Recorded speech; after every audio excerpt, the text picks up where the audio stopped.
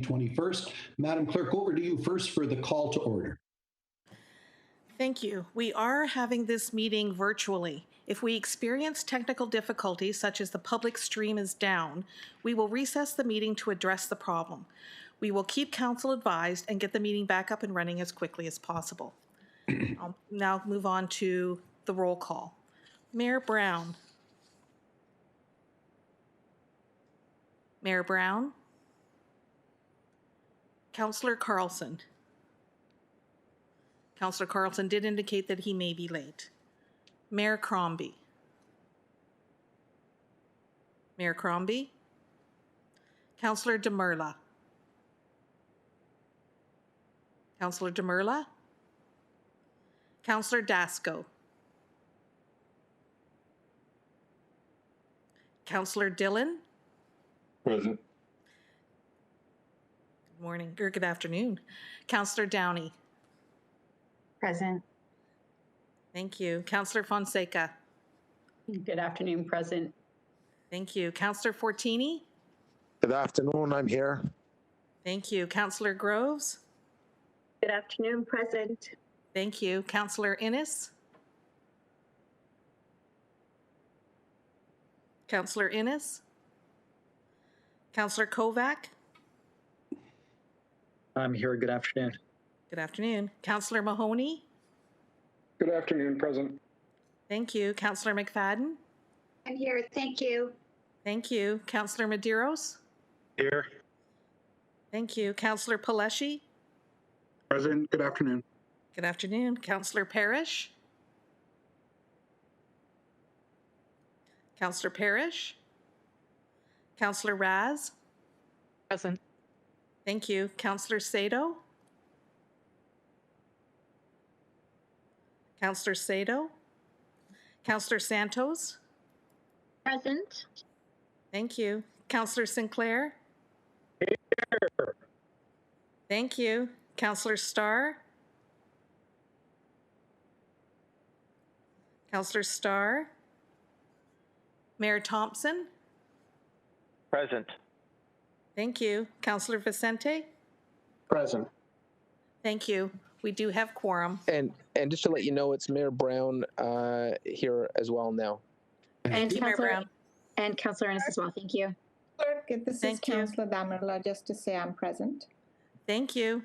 Maybe I'll just run through the other names as well. Councillor Carlson. Mayor Crombie.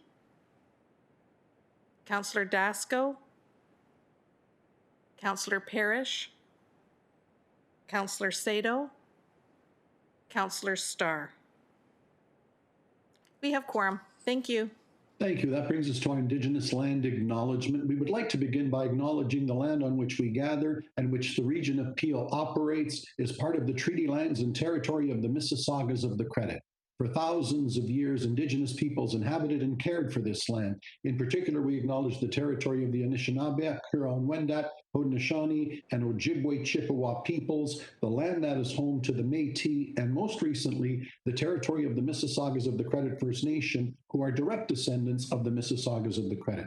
We are grateful to have this opportunity to work on this land, and by doing so, give our respect to its first inhabitants. And just because today's council meeting falls on a very auspicious day, Veterans Day, certainly on the part of myself and all of council, memories, accolades, regrets for those that we've lost and have defended this country as veterans and did all they could and made the supreme sacrifice so that we could have a better life. And I'm grateful so many of us are acknowledging that today. And one other one, as I'm reading the Indigenous acknowledgements, great to see, and maybe not as much in the past, but how appropriate, so many stories in the last couple of weeks about our Indigenous Canadians who fought so valiantly as veterans of this country as well. A lot of stories that haven't been told in the past, but it was wonderful this last week or two to hear some of the tremendous stories of bravery and courage from our Indigenous Canadians and all that they've done in the war efforts along the way, and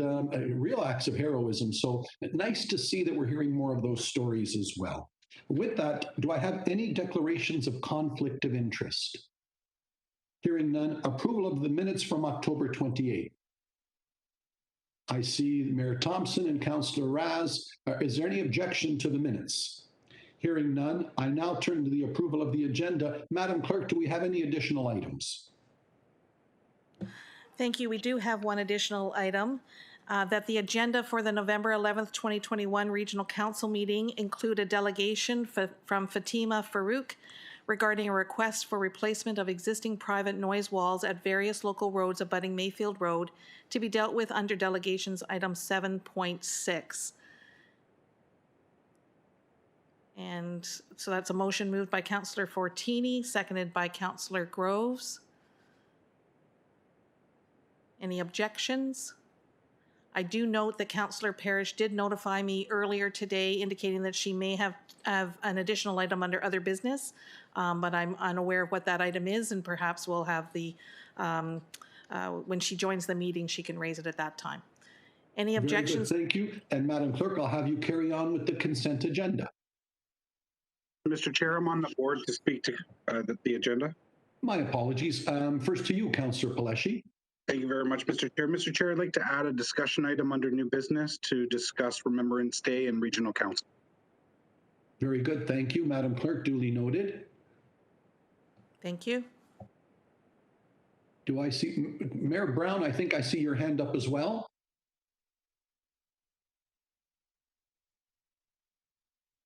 Paleshi, you raised the point.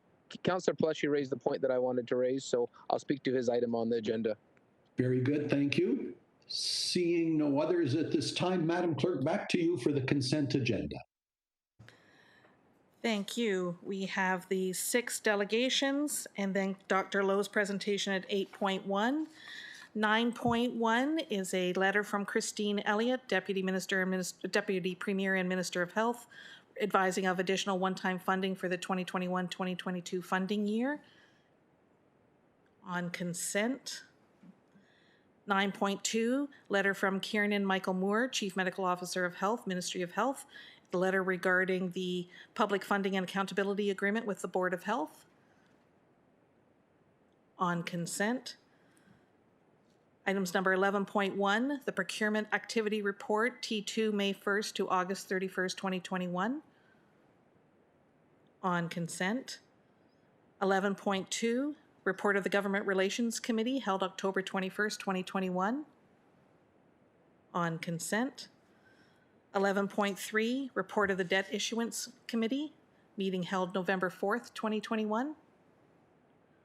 On consent.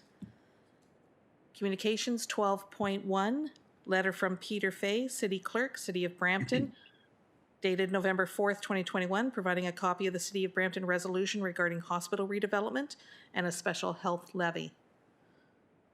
Please. Held by Councillor Fortini, thank you. Items number 13, items related to Public Works, 13.1, update on the Jim Tovey Lakeview Conservation Area Capital Project. On consent. 13.2, proposed construction of sanitary sewer for Cadata Road Capital Project, City of Brampton, Ward 10. On consent. Communications, item 14.1, Keely Dedman, Commissioner of Public Works, email dated November 5th, 2021, providing an update on the school bus stop arm camera program.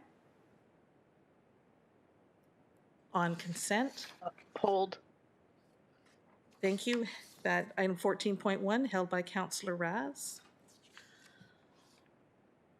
Item 17, items related to human services, 17.1, the Affordable Housing Incentives Pilot Program 2021 update and results. Hold, please. Held by Councillor Fonseca.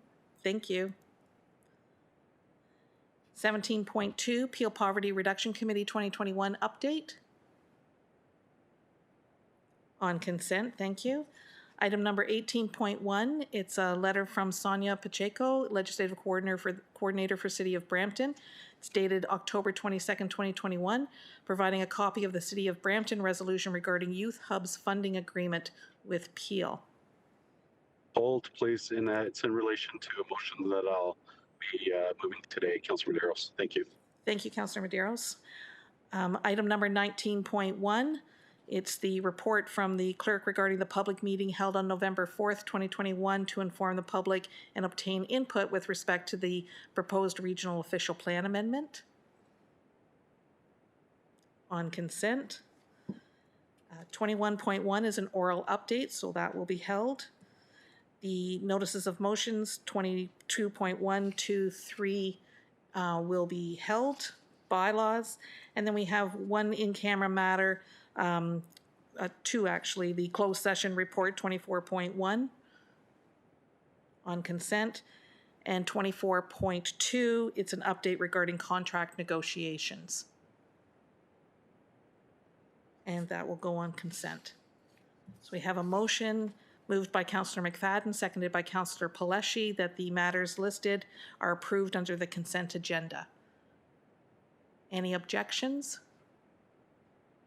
Hearing none, carries. Thank you. Very good. Thank you all. That takes us right into delegations. Our first delegation, item 7.1, Asif Mahmood, resident, City of Mississauga, regarding a high water bill. I remind all our deputants we have a 5-minute time limit to address council. So again, first up, Asif, welcome. Thank you very much. And first of all, I would like to thank the Region of Peel for giving me the opportunity to be here today. By introduction, my name is Asif Mahmood. I'm a medical doctor and I work with one of the COVID-19 manufacturing company. This case is about my new house, where we moved on 15th of July, 2173 Shawanaga Trail in Mississauga. And when we moved in on 15th of July, next day, we looked into everything, including the sprinklers which were on. So we called the sprinkler company and they informed us that the previous owner did not call them to shut down the sprinkler or reopen. So they were doing it themselves. So we immediately shut down the sprinklers on 17th of July, 2 days after moving into this new house, and then called the company to drain the water pipes and shut them down until they are fully repaired. And then what happened is that we received this bill, which was for $1,363 for 84 days. And the strange thing was that when I called the Region of Peel, I was informed that the water reading was taken on 7th of July and 13th of July, and there was no change in 7th and 13th of July reading before we moved into this house, which was strange because the sprinklers were on between 7th and 13th of July and were only shut down after we moved in on 17th. On instruction from the city staff, we took a reading at 10 p.m. for the water meter, and then again at 7 a.m., not using water at all. And there was no change in the reading. We took the pictures of the water meter and showed it to the city staff.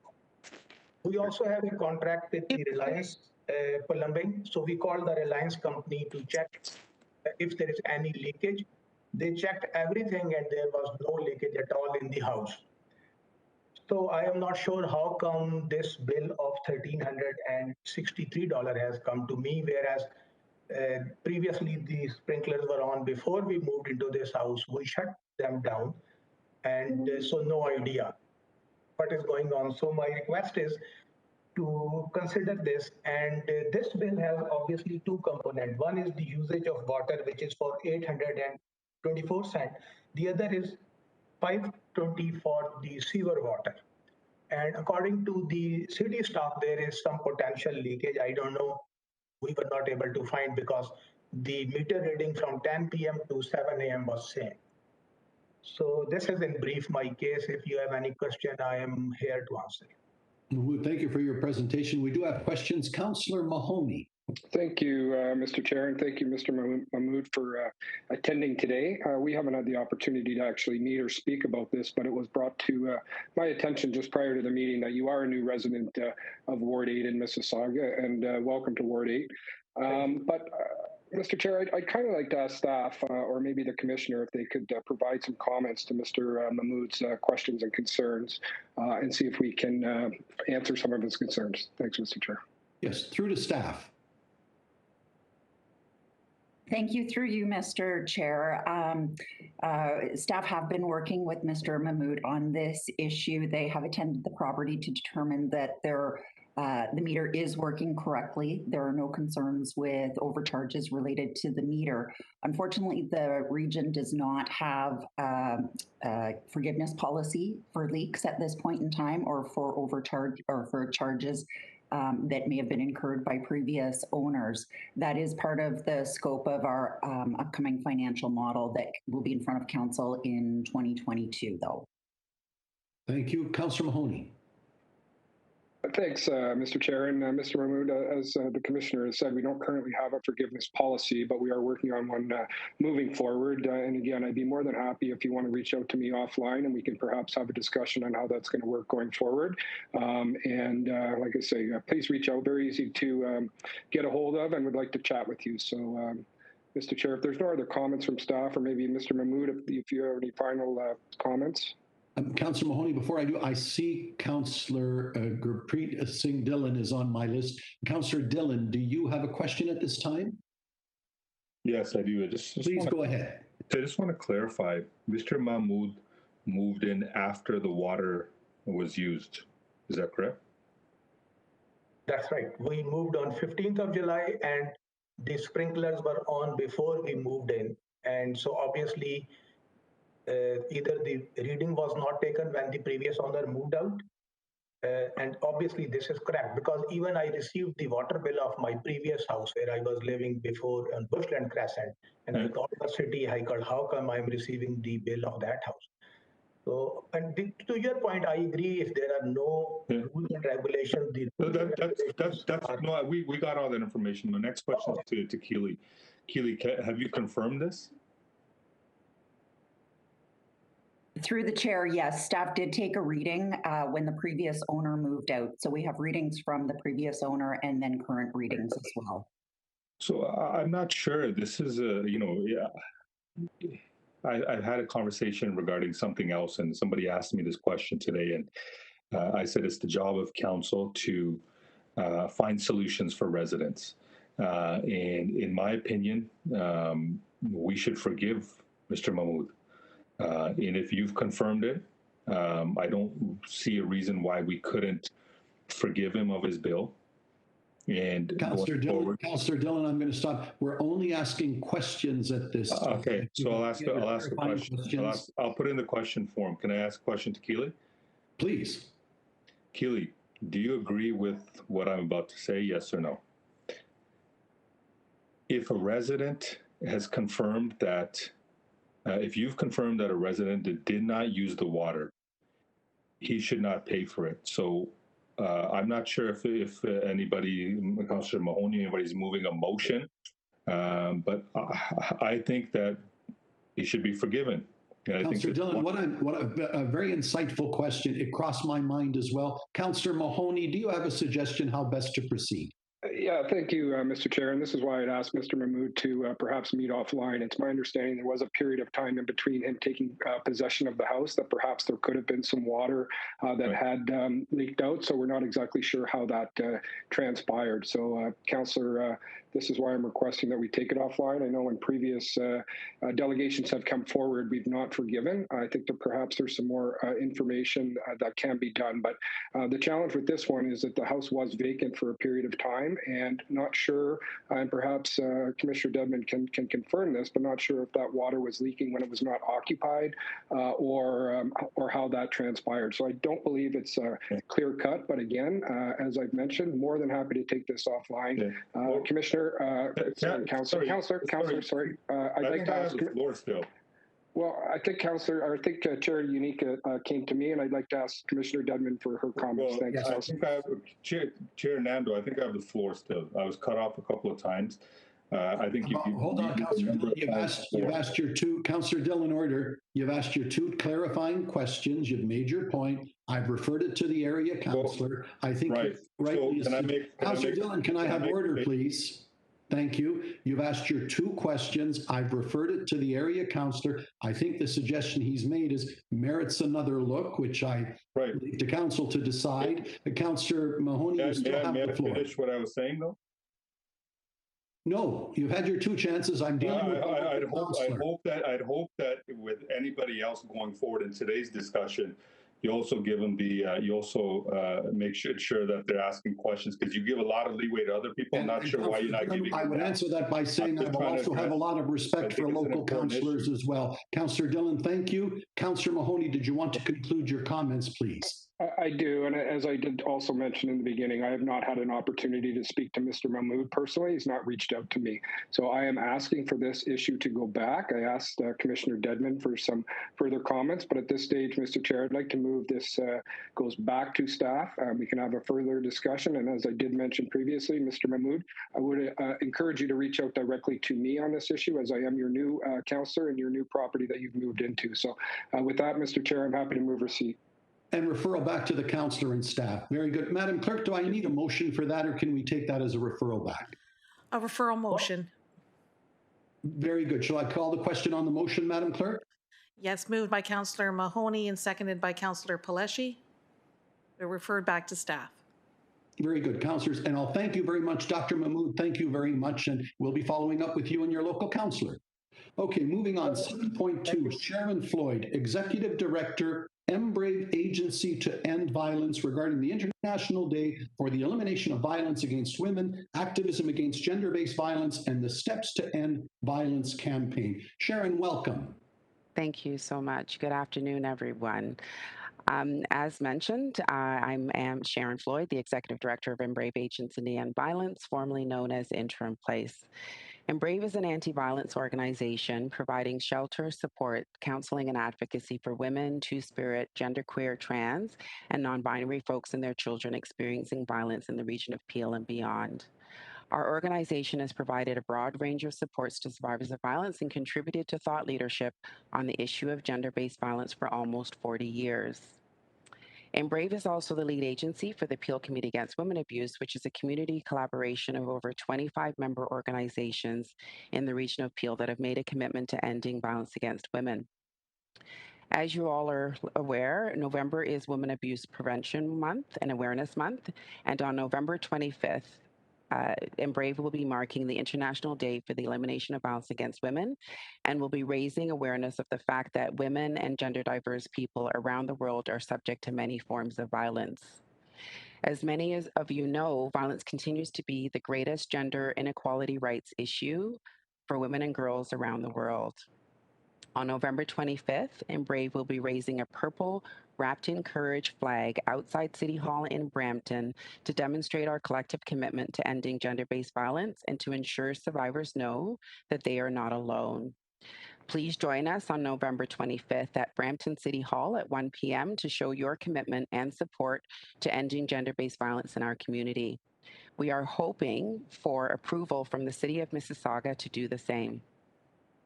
Throughout the month of November, you can wear a purple scarf to show your support for survivors who have experienced gender-based violence in their homes, communities, and workplaces. The purple scarf is a symbol of the courage it takes to seek support and safety from violence. If you would like to support this campaign, please contact Rebecca Pacheco, our public education coordinator, at rebeccasp@embrave.ca. Funds raised through this campaign and our current Steps to End Violence campaign, which will end on November the 25th, will directly support our organization in providing our 24/7 crisis line. Our 24-hour crisis line provides immediate supports to survivors in the community who are experiencing violence. Last year, we responded to 764 calls on our crisis line, and it's important to note that that we were there when survivors needed us the most, and that's really important to our organization. We continue to raise awareness on the issue of violence against women and gender-based violence in our community, and we believe it's important that we have an organization that is available and experienced in responding to the community when they reach out for support. When a survivor chooses to leave an abusive relationship, their risk of fatality doubles. And that is why it is important that we have staff who are skilled in completing safety planning and conducting risk assessments responding to those calls. Embrave Agency to End Violence's crisis line has been fully funded through our fundraising efforts, and we continue to do so because we feel this support is integral to our community. Embrave is glad the region of Peel and community partners are working together to raise awareness on the issue of violence against women and gender-based violence in our community. We ask you all to continue to support the work that we do in raising funds to ensure that we can continue to meet the needs of those who are most vulnerable in our community.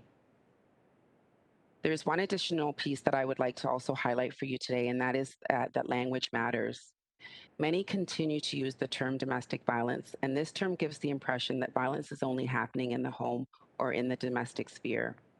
As we at Embrave continue to work to educate our community on this important issue, we feel it is important to use gendered language so that we are clear about who is disproportionately impacted by violence, and that is women. We are most often talking about violence against women in the family unit, or we are talking about gender-based violence, acknowledging that women, two-spirit, genderqueer, trans, and non-binary folks are disproportionately impacted by violence. The system's response to this issue can be more effective if we are clear on the issue. Help us at Embrave Agency to End Violence to be clear on the issue so that we can educate our community and arrive at a response that will address the actual issue that we are far too commonly faced with in our community. In 2021, there have been 12 homicides in Peel, and of those, 3 have been femicides. 3 women murdered in Peel, 3 lives gone too soon because of gender-based violence. Immabeth Foster, 54 from Brampton, was murdered on January the 29th, 2021 by her 24-year-old son. Dalbir Randawa, 64 from Brampton, was murdered on June the 2nd, 2021 by her 64-year-old husband. And Marissa Radstake, 22 from Mississauga, was murdered on June the 9th, 2021 by 2 men that she had known. These women are gone, and there are countless family members and friends of these women whose lives will never be the same. We all have a role to play in ending gender-based violence in our community, and there is much work that still needs to be done. Thank you all for listening today, and thank you for joining us in marking the International Day for the Elimination of Violence Against Women on November 25th in our community. Sharon, thank you. And I have questions. Councillor Santos. Thank you so much, and through you, Mr. Chair, thank you very much, Sharon, for coming in to delegate on such an important issue. Just a quick question. Can you share the impacts of COVID-19 just with council in terms of what that pressure has been for Embrave? And then I'll have a follow-up question to staff regarding the Region of Peel campaign that's scheduled to launch on November 25th. But if you can share about the impacts of COVID-19. Sure. Thank you for that question. We have seen, when I talk about our crisis line, we had seen a decline in the number of calls initially when the pandemic had began.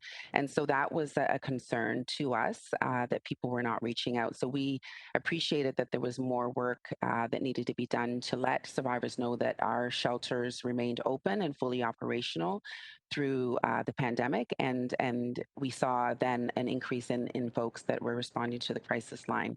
We have needed to access additional funds so that individuals can receive supports in alternate spaces that are not our shelter spaces, so that we can safely integrate them and have them join our congregate living space in the shelter after receiving a negative screen of COVID.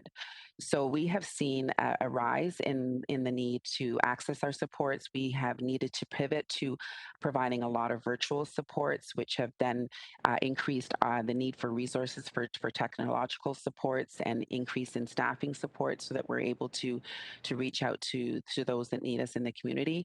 And so we have seen a spike in requests for access, and we have experienced an increase in the need of resources to be able to respond to those needs to our community. Thanks so much, Sharon. And I will be participating this year, obviously, in the walk. The other interesting thing, if you could comment, I'm not sure if folks have watched it recently, but certainly the show Made has been making its rounds and certainly had an impact on me when I watched it, because recently we had a resident reach out to us who explained to us, you know, even though there might be supports for women out there, it is so difficult for them to access it. There is so much paperwork and requirements, etc., to a point where she said that she should have just stayed. She doesn't even know why she left. there's so many requirements to get access to housing, to get access to support. If you could comment on that, because I'm curious as to whether or not we indeed do have way too much red tape associated with women in an expeditious way accessing the support that they need. Thank you for that question. I think that really highlights the importance of having low barrier services and supports to survivors and an ability to ensure that we are working with survivors where they're at.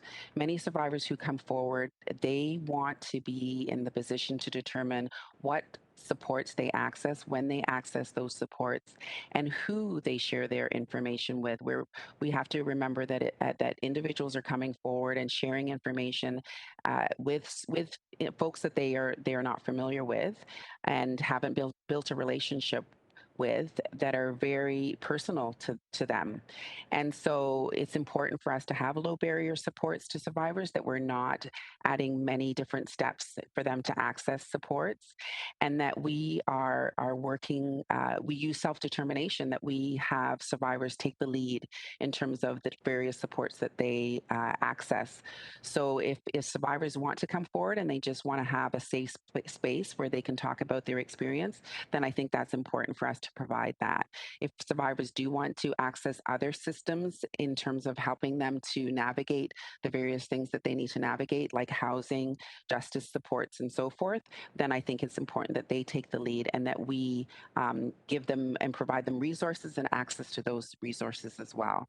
So I do believe very strongly in providing low barrier supports, and that that survivors should be taking the lead in their healing journey.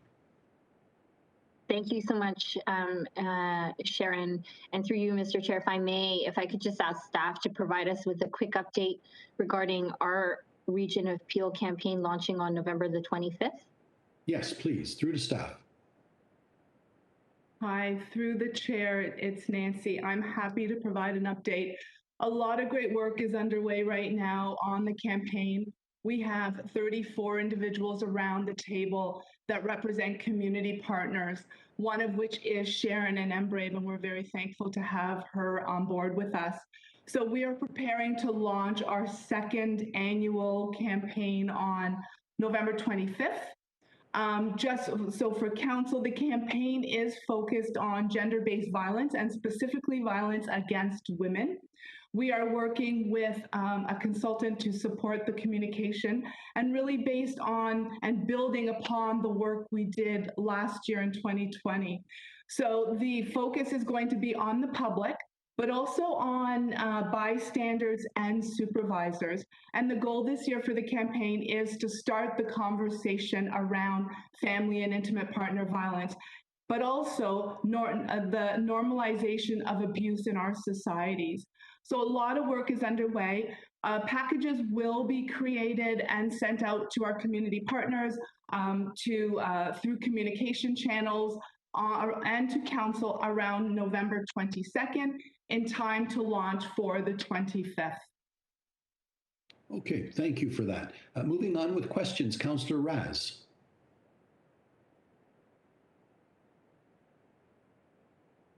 Councillor Raz, if you're speaking, I can't hear you.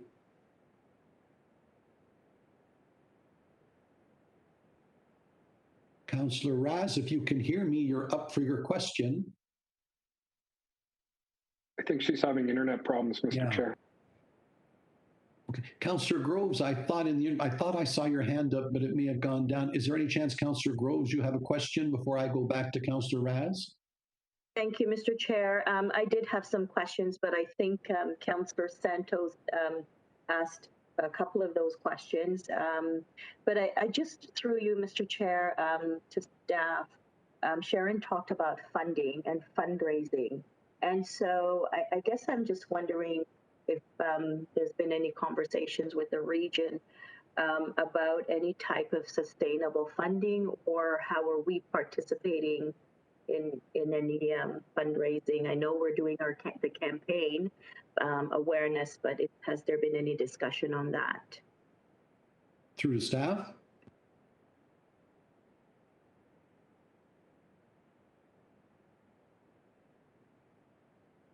Sorry, it's Nancy again. I'm going to start, and then Commissioner Sheehy may want to jump in as well. From the perspective of the Community Safety and Wellbeing Plan, one of our goals for the Family and Intimate Partner Violence Action Table is advocacy to support resources for our community partners to do this great work. And what we found last year, and what was certainly conversation for this year, is as we build awareness and we advance on our campaigns, more resources are needed in the community. So council may remember a couple of council meetings back, there was a report from the Community Safety Wellbeing group on seed funding. So for this year, what we've done, or through the Family and Intimate Partner Violence Action Table, they've received seed funding. And what that seed funding is going to do is provide us the support to really map out what existing resources are in the system, and then more importantly, where are the gaps, so that we can continue building on the advocacy, but make it more targeted to where it is needed most. And we're hoping that will also help in building the resource needs for the community. Okay, that's great. Thank you. And just one more to follow up on that, Mr. Chair. So Nancy, the advocacy that you're doing, the committee's doing for funding or resources, is the province involved in that as well? Yes, so through the chair, as we build on that advocacy with the Community Safety Wellbeing Table, that will come to council, and through your support, it will definitely be directed to the province.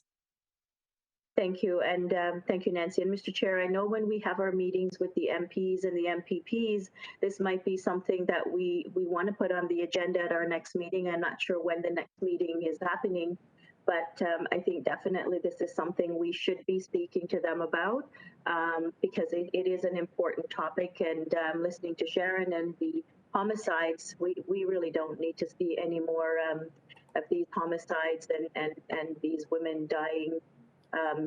It's a sad situation. I'm just happy that agencies like Sharon, groups like Sharon, and organizations that are out there to help these women. So I asked Mr. Chair if we can add that to our agenda next. Yes, taken under advisement by me. I think it's a great suggestion. Commissioner Sheehy may have more to add. Okay, thank you. Thank you, and through you, Chair. First of all, let me apologize. I am having significant technical issues this morning, and I have been out of the meeting more than I have been in the meeting, but I think I'm here now.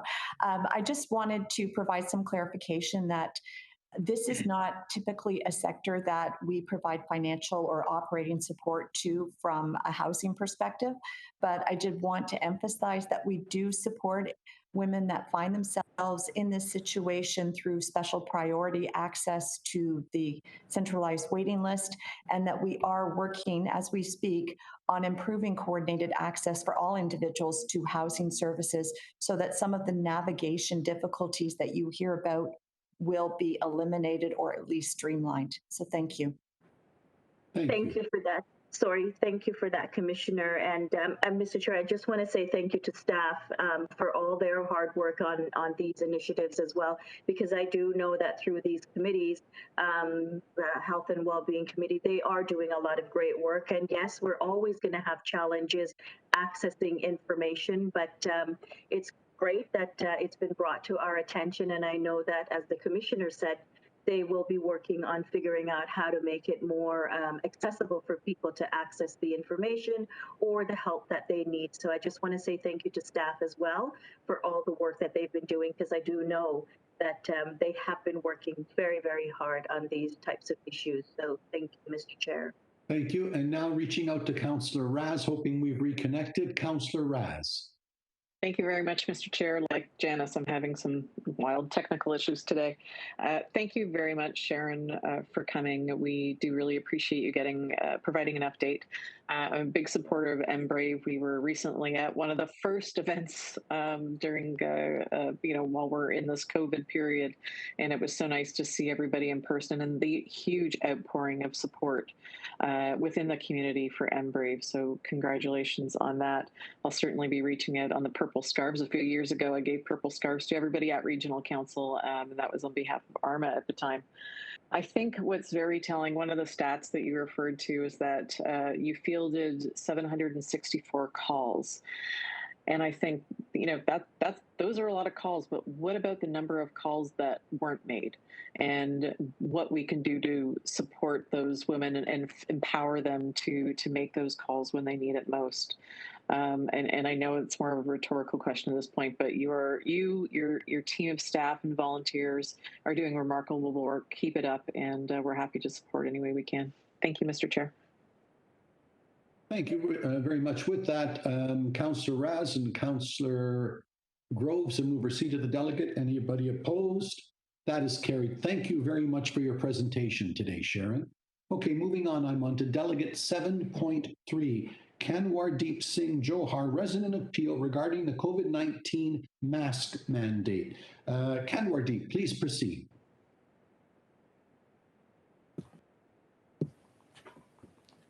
Mr. Singh. Can you hear me? Yes, I can. Please proceed. Okay. Thank you all for giving me a chance to speak today on matters related to COVID-19, mask and vaccine mandates. To start, on this day of remembrance, may we remember the innocent baby that was murdered to obtain the fetal tissue used in the testing of these vaccines.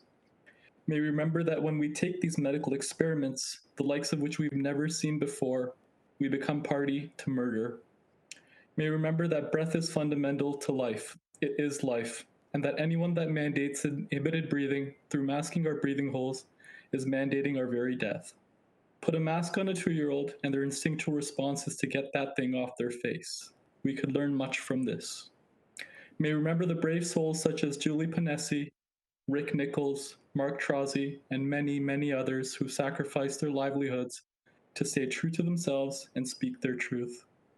May we remember Christine Massey, a Brampton resident who through her tireless work in submitting freedom of information requests to hundreds of health and science institutions around the world requesting evidence of the isolation or purification of the COVID virus from a diseased patient, was unable to garner a single positive response of the existence of the SARS-CoV-2 virus, currently from over 133 institutions around the world.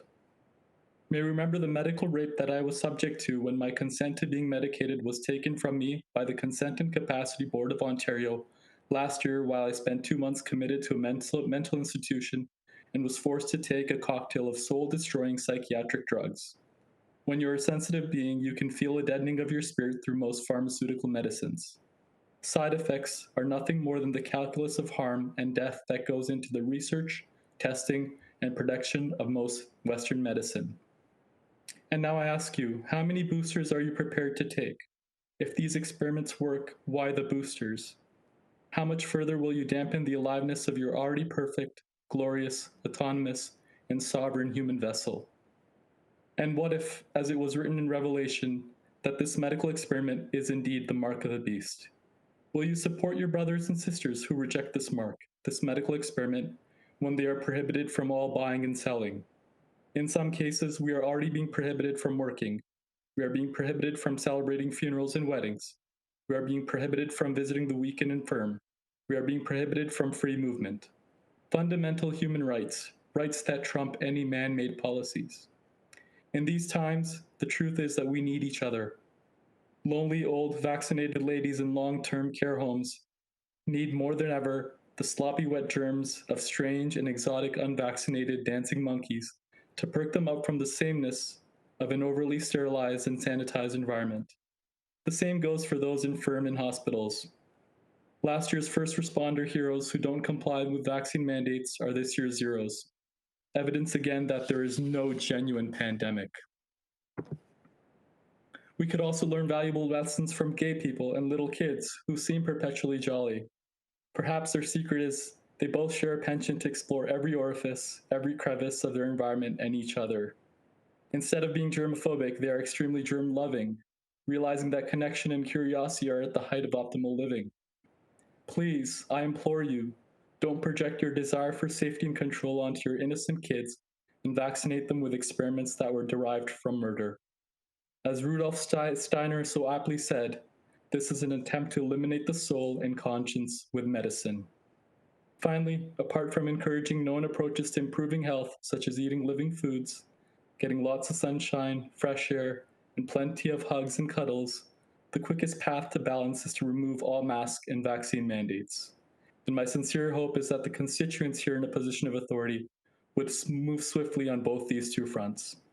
Thank you again for letting me speak. Kanwardeep, thank you for your presentation. I see no questions, so I'll ask for a receipt from Councillor Fonseca and Councillor McFadden. Anybody opposed? That is carried. Thank you very much. I go to our next three delegates, all in turn. They are all speaking to the same issue. First up, Delegate 7.4, Manveer Benapal, resident, City of Brampton, regarding a request for a replacement of existing private noise walls at various local roads abutting Mayfield Road in the City of Brampton, wards 9 and 10, related to 22.2. Manveer. Good afternoon, guys. Give me one quick second. Go ahead. Can everybody hear me? Yes, we can. Go ahead, Manveer. Yes, I was listening to the live feed and it sounds so professional. So apologies if I, talk in a very normal, common guy tone. But you sound perfect. Carry on. All right. So I live on I live in Brampton. My house is facing Mayfield Road. I'm at the Airport Road and Mayfield intersection. So there's a small pocket of, about a few hundred houses. And I moved here in 2016, so about 6 years now. And at that time, I had a small trucking company across from my house on the Keldon side, which grew dramatically in the last 3 years. So from 20 odd trucks to a few hundred trucks. And I was advised that, they're not fully compliant with the Keldon bylaws and, they are in the court. And while all these things were happening, two more additional companies opened their operations next to them, which resulted in, high traffic on Mayfield Road. You literally cannot have 30 seconds on that road without trucks. So it's, literally hundreds of trucks are right across from our neighborhood. So, there are so many concerns. First is dust. I have a 9-year-old and 3-year-old. We have not been able to open our windows, spend any time at the front yard or backyard. My next door neighbors, we are facing Mayfield. Both houses, retired couples, they are not able to enjoy the summer at all. We're literally, locked into our homes because there's so much traffic, so much dust. And we realize it not just our street, which is a Royal Link Circle. There, all the other streets that are beside the Mayfield Road, they're having the same issues: the dust, the sound.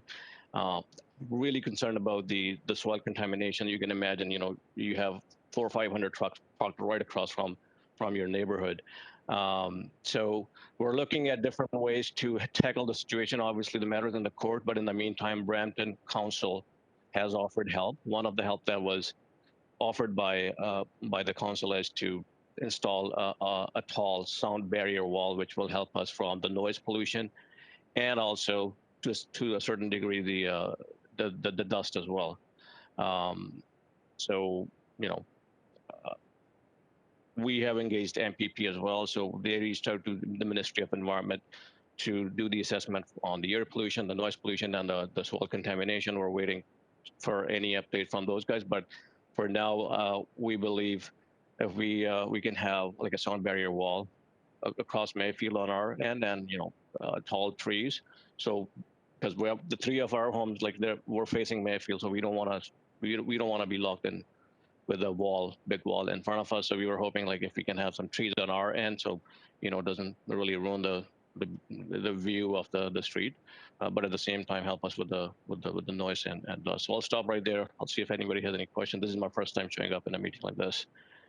Not at all, Manveer. Well done, and thank you. Are there any questions at this time? Councillor Dillon. Councillor Dillon, I can't hear you if you're unmuted. Just requesting a little bit of usually councillors get a little bit of a preamble for the question. I'm wondering if you allow me to. Please, go ahead. A little bit. Thank you.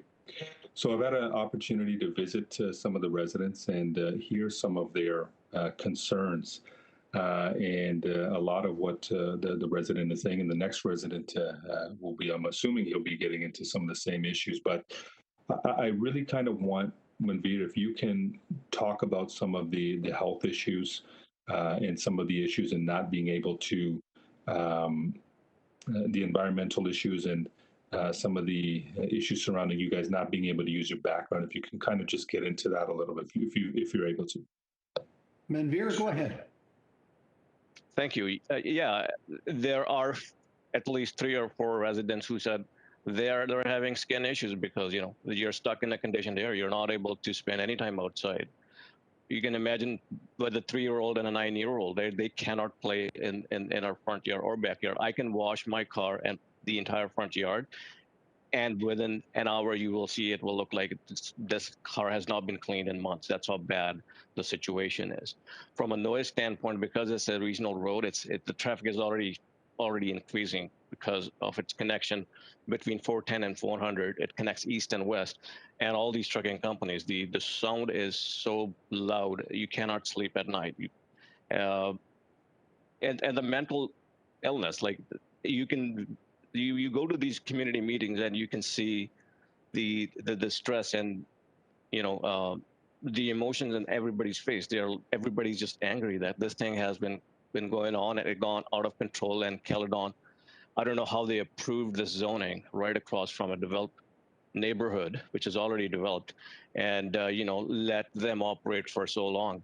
But the matter's in the court. But in the meantime, like we're suffering from this issue. Like it's impacting our mental and physical health, and anything that can be done to help reduce the noise and dust will be very helpful. Like we are losing neighbors. Like there's so much, I don't know what churn is not the right word, but people are moving out. There's no quality of life.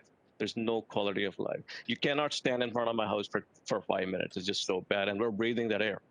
Like, if you see my car within 1 hour is now literally covered in dust, imagine what we're breathing, like our kids are breathing. And as I said, next to the door, they're retired people. I remember 2016, they used to have their tea in front of their house, enjoy the mornings in summer. Like summers are totally right off for us. We cannot spend any time outside. It's so bad. I don't know if that helps. Councillor Dillon, further questions? No more further questions. I'll save my comments for are we bringing the motion forward as well? If you would like to, certainly. Yeah. So okay, we'll come to you at that time. Go ahead. Any questions at this time for this delegate? Questions. I'll save my comments for the motion. Okay, and I'll acknowledge you then. Thank you. Going on with questions of this delegate, Councillor Downey. Thank you, through you, Chair, to the delegate. Noting that the Caledon side of the road is in fact my ward. You did mention that the situation is in the courts, sir, but you are aware that the Caledon did not approve the zoning, and both of these yards are legal. You are aware of that, correct? Yeah, and that's actually causing more frustration. And you will hear this comment from all the residents that if a residents do something illegal, like building a basement or a driveway or a small business trying to do something which does not comply, there's a stop work order implemented right away. And at this point, like these guys have been doing this for years and growing out of control. They bought a small house with a small driveway, and they started an illegal driveway, like the Falcon Company. It's an illegal driveway and nobody is able to understand why Caledon is not able to shut down an illegal driveway. They're letting them operate. I'll save further comment for later, but I just wanted to make sure that you and your neighbors were aware of that. Yeah, that's the only response we get. Okay, thank you, Manveer. Nothing further from Councillor. Any other questions of this delegate at this time? I see none on the screen. Manveer, thank you very much for your presentation. There's going to be a little bit more discussion after we deal with the delegates. My next delegate on the same subject is Mr. Anthony Caruso. Anthony, you're up. Hello. I thank you for taking this time to hear me out. My name is Anthony Caruso, and I've been living here in this subdivision for 17 years. And the main concern is, of course, the trucking backing onto us on Mayfield. So when we did first move in 17 years ago, the wood fence backing onto our house was basically considered, your noise barrier wall with only a few cars passing through Mainfield and farming all on the north side.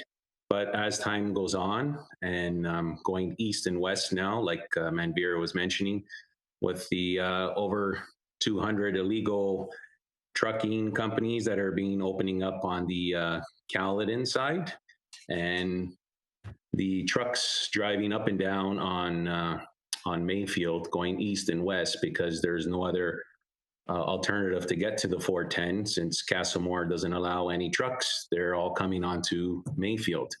So we have this fence, wood fence that once upon a time it worked appropriately, but now it's the noise is just extraordinary and the pollution.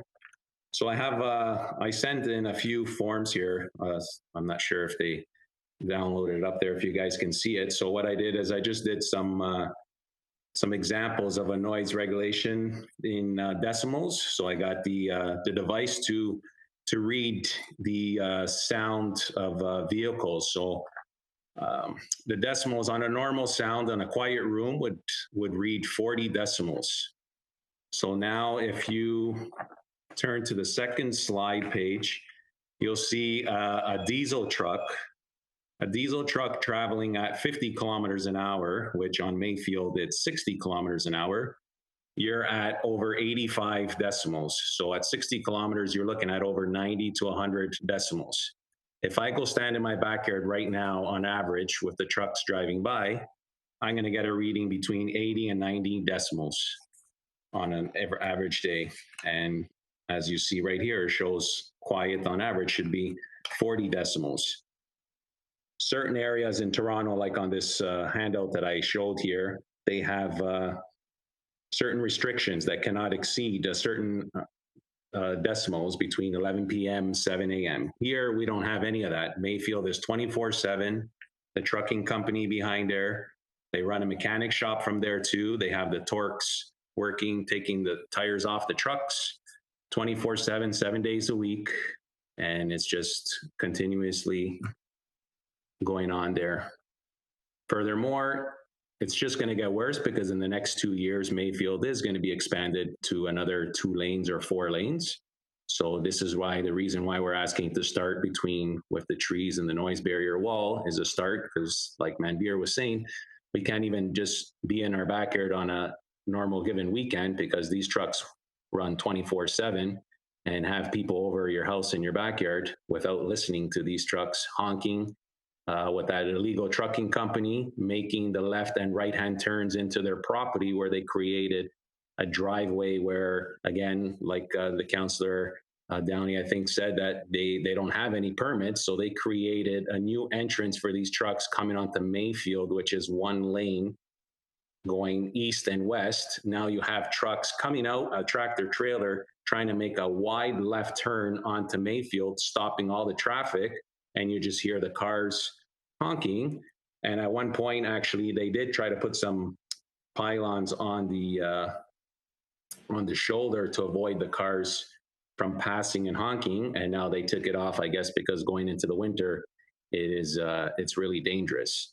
So all I'm asking is what we're asking all of our neighbors here. You're looking at about the 3 properties facing Mayfield and the other 20-something properties backing onto Mayfield. This sound barrier wood fence that we have now does not serve the purpose anymore. And, just doing some of my homework, if you compare it to other places in Brampton where, they just put up a noise barrier wall on Castlemore and Goreway, where those estate lots, they have 300-foot deep backyards and they put a noise barrier wall in their backyard. And here we are with a 40-foot backyard, and we just have wood fences considered noise barriers. So to me, is that's just what we're looking after here. And of course, like I said, with the dust and the allergies, is you just have a gazebo and patio chairs. You can't use your backyard. It's just continuously cleaning, and it's just out of orders basically.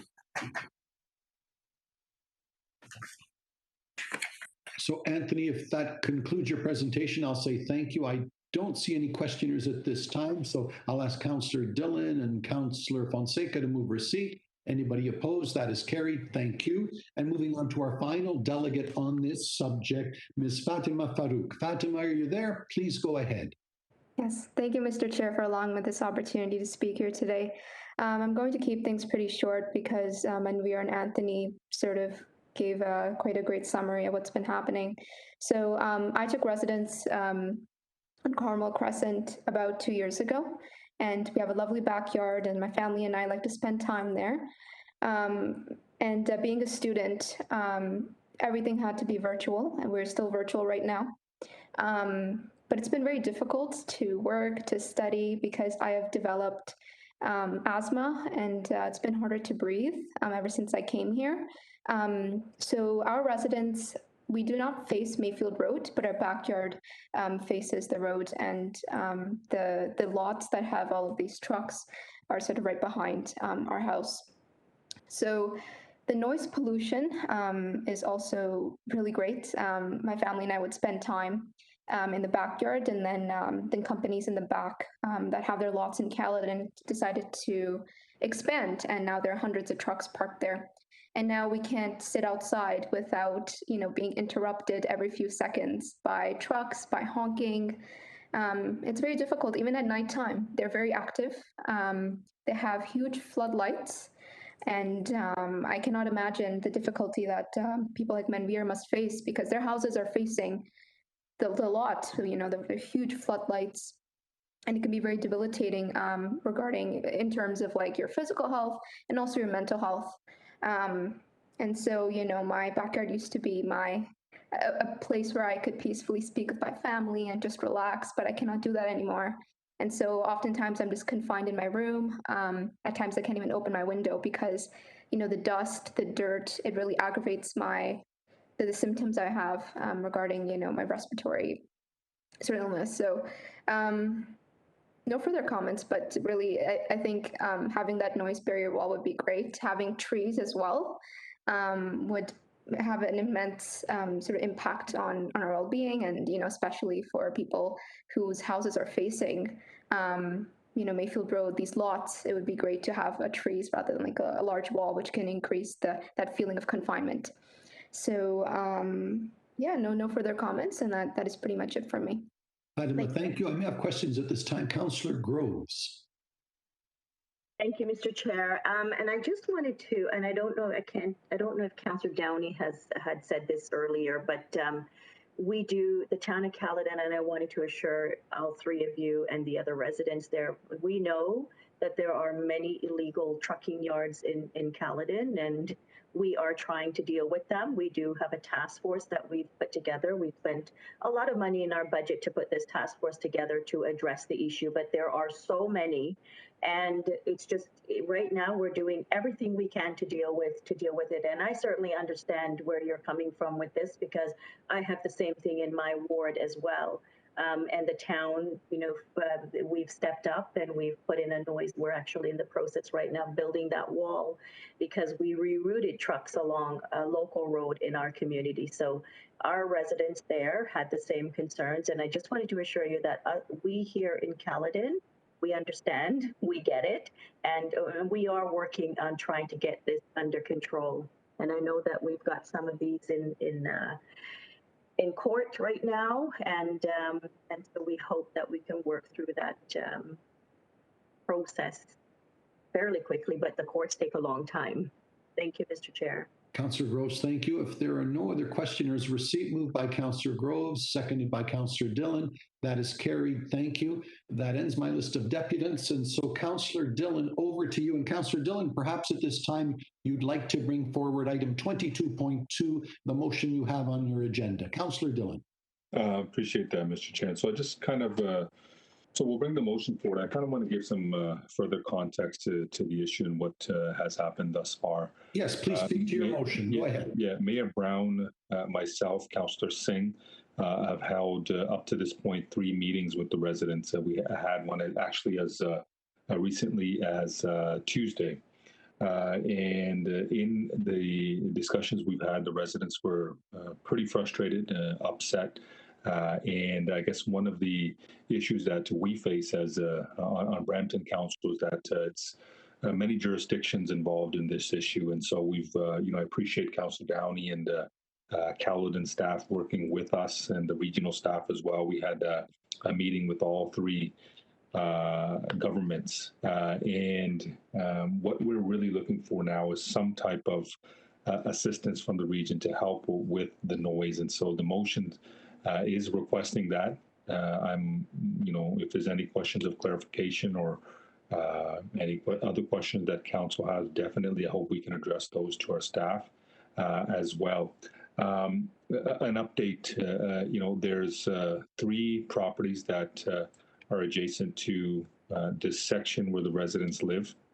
I've had conversations with them, which have been productive, that they're hopeful that they can move their entrances for trucks to the back within their application that they're filing soon. And so in Davis Lane, which is just north of Mayfield and Airport. And so what they'll use down the road is, because there's going to be a left in and left out available to these properties from the last update I received from staff. And so those will be for their cars entering the offices, and any trucks will be from the back. And so that's a positive sign of discussions. It's tough to get everybody together, but we were able to. And I'm sure Mayor Brown will be able to speak to this as well. It's just very frustrated. We've been to the site. There's a considerable amount of dust, traffic, noise, and just environmental issues that the residents are suffering from. The regional staff did add pylons onto the gravel shoulder, which mitigated some of the problems in terms of the dust coming up due to the winter season coming up. Those have been removed. And so, for me or anybody else, if we don't live there, it might be easy to say, hey, listen, wait a couple of years until it's completed, the widening. But these people invested a lot into their homes, and they've invested a lot into the city and the region. And I'm hopeful that we can come up with some type of solution. And so the motion is in front of us, and I'm hopeful that we can have, find a way to help these residents.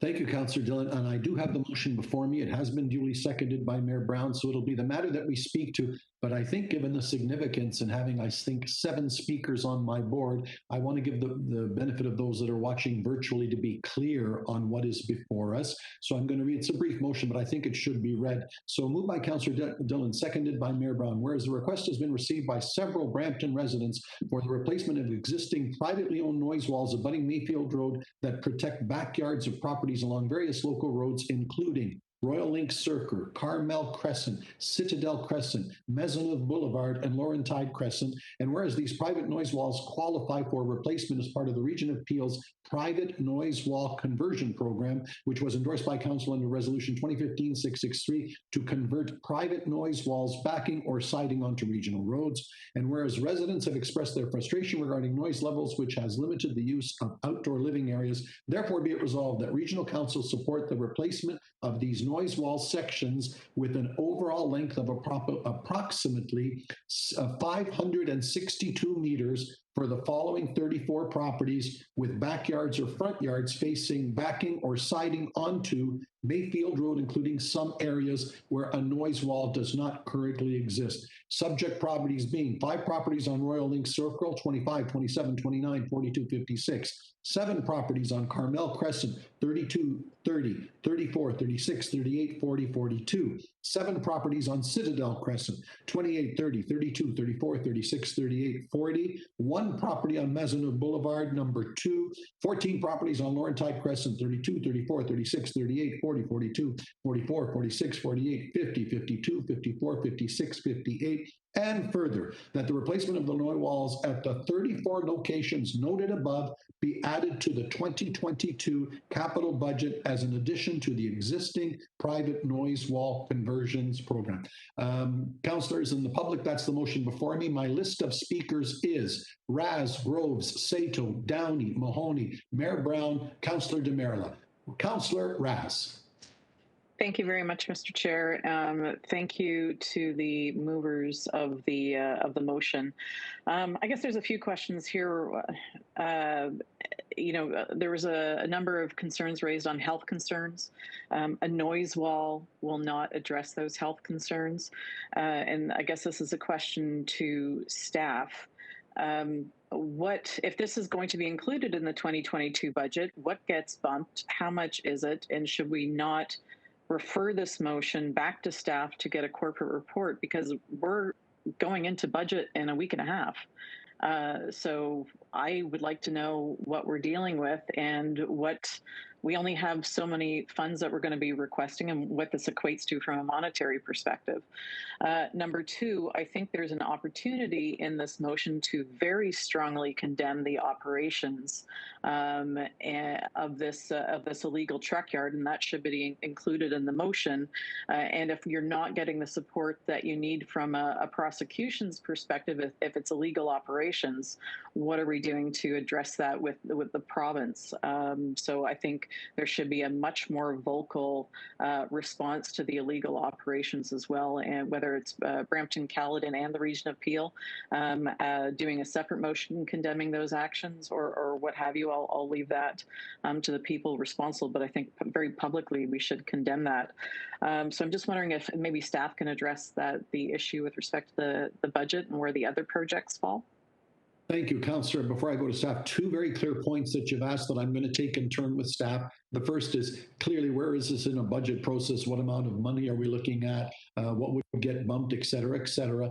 And then number two, the question that you raised about what exists across there, it's illegality, illegal. It's been touched upon, but I think all of us would like a little clarity on that as well. So I queue up my staff accordingly. First to Commissioner Dedman. Thank you, Mr. Chair, and through you to Councillor Raz's question regarding cost. Staff have estimated that the replacement and the new build costs would be around $3 million. It's not currently within our budget. Council is aware that we do have a private noise wall replacement policy, and the walls that qualify within that, this wall would qualify under that policy. However, it's on a condition basis. And at this point in time, it's not within the 10-year window because it is in excellent condition. The existing noise walls are considered excellent condition. So budgets have been prepared for this year. We would likely push out some of the noise walls that were closer to the top of the list to be replaced in the next couple of years. I would also just remind Council as well, a similar motion came to Council back in September, on September 9th. And at that point in time, Council directed staff to report back on the private noise wall policy, looking at the what walls qualify, under what conditions they are prioritized. Currently, it's just based on condition, but there was a request to also look at increased noise, and if increased noise over a certain period of time would also move some of the locations up on the list. The final point that I would note on this, Mayfield Road is scheduled for widening and reconstruction within the 10-year forecast. We expect some of that work to start in 2024.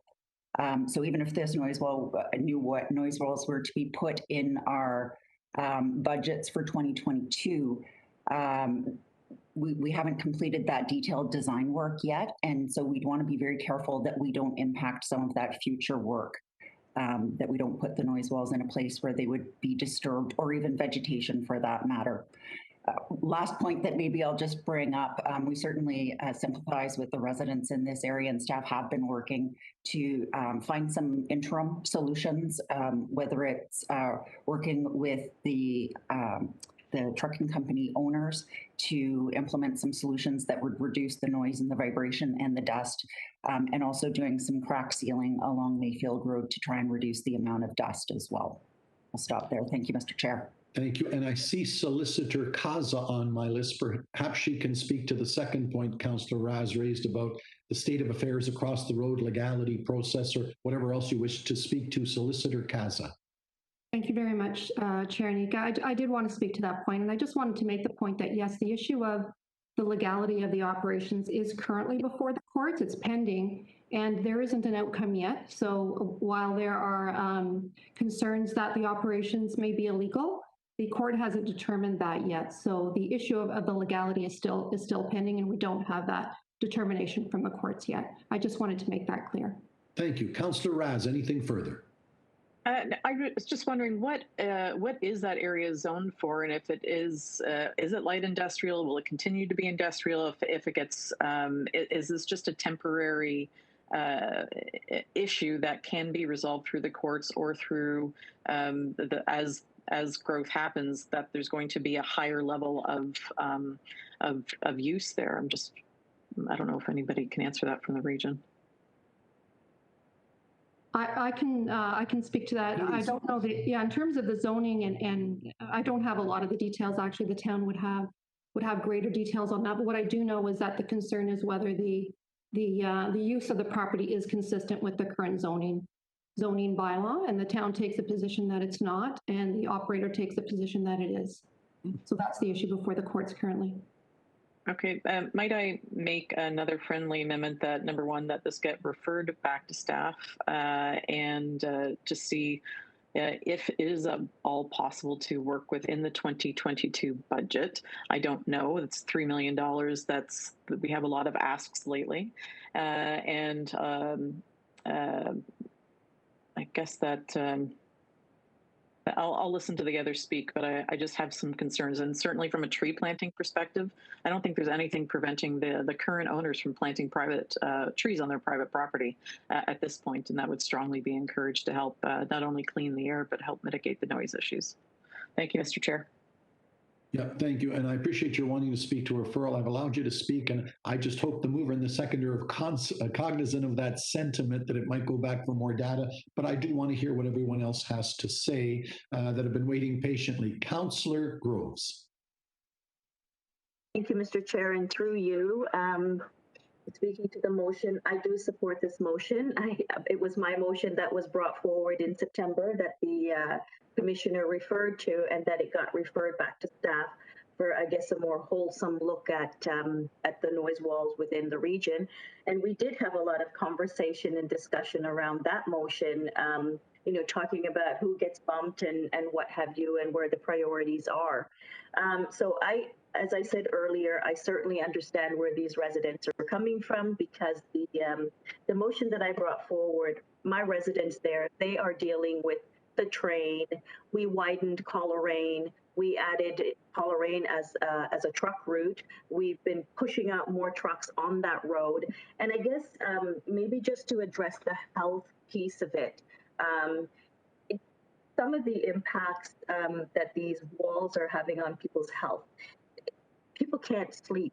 There are folks who the noise impacts them, that they're not having proper sleep, and we know that without proper sleep and proper rest, it can certainly affect your health and your well-being as well. So from a health perspective, I know that was something that some of my residents are dealing with. Some of them are working shift work, and so certain times of the day they have to sleep because they work later at night and that sort of thing. So that puts a lot of fatigue and stress on them, and it causes some other health issues. And I know that when we did the EA for the wall that we're building right now, the noise wall that we are building, the decibel level was way above what the ministry requirement is. So I would like to know, and I guess as part of that, Mr. Chair, through you, I don't know if that's something that staff will be coming back with when we look at the decibel level of the noise along those routes. I can tell you that we've seen it, and I'm experiencing it. My residents are experiencing it currently. So if that's something that staff will be coming back, if they've even looked at that, or if they have any data on that at all. I'll take that as a question through to Commissioner Dedman.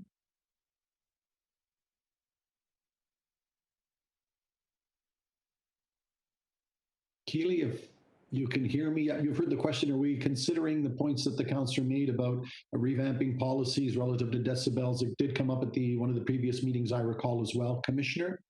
Thank you, Mr. Chair. Yes, that is part of what we will be looking at as the part of the report coming back in 2022 to council. Thank you. Okay, thank you, Mr. Chair. And just one last thing, I guess, well, I've heard a referral,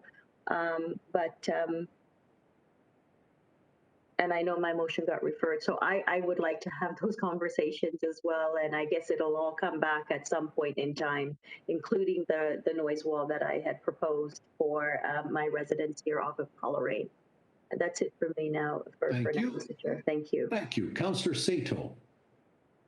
Thank you, Mr. Chair, and thank you to the councillors for bringing this forward. I think we've all been in a very similar, if not identical, position where we are trying to get noise walls sooner rather than later for our citizens, especially when there's trucking in industrial areas. I support it being referred because we don't have enough details today. And a couple of weeks before budget to approve an expenditure that we don't have a report on. It's just not something that we should be doing. But I do have some questions for Keely. So the second resident was showing some Toronto noise regulations, which don't apply in Peel. But and one of the it seemed that he was asking that the noise be reduced, that the wall would reduce the noise to 40 decibels, which we know a noise wall will not do that. Secondly, noise walls are not intended to cut the noise in a bedroom on the second floor. So it won't make much difference no matter, unless it's a 20-foot wall, to the noise on the bedroom. And I know sometimes residents expect that if they get a new wall, they're going to be able to sleep and not hear anything. And unfortunately, that's not the case.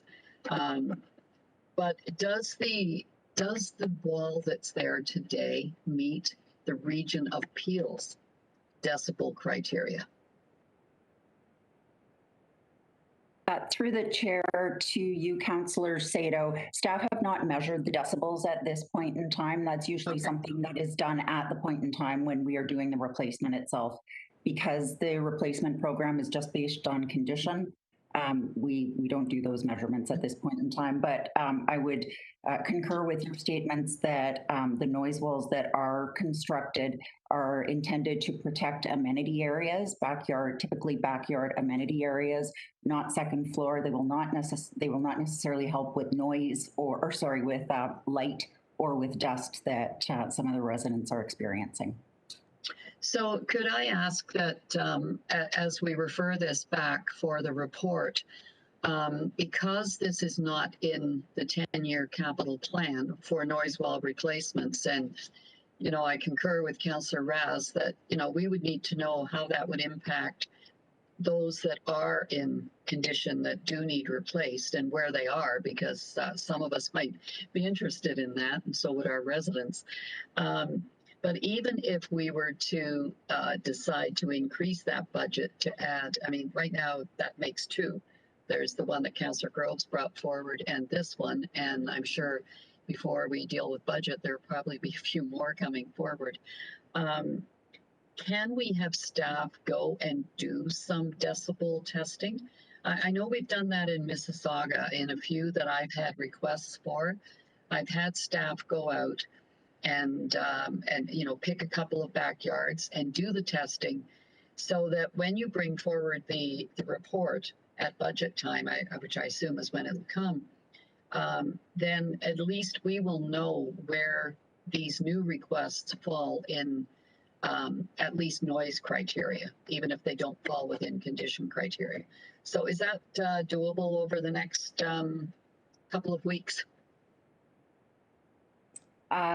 Through the chair, I will take that away to look into to see if we can do that within a short turnaround period prior to budget, because budget's coming up in a couple of weeks. I know. And if in fact you weren't able to do it before budget, and if we didn't put it in the budget, because I don't think any of us want to take anything out that's condition, because that's a safety and a risk concern.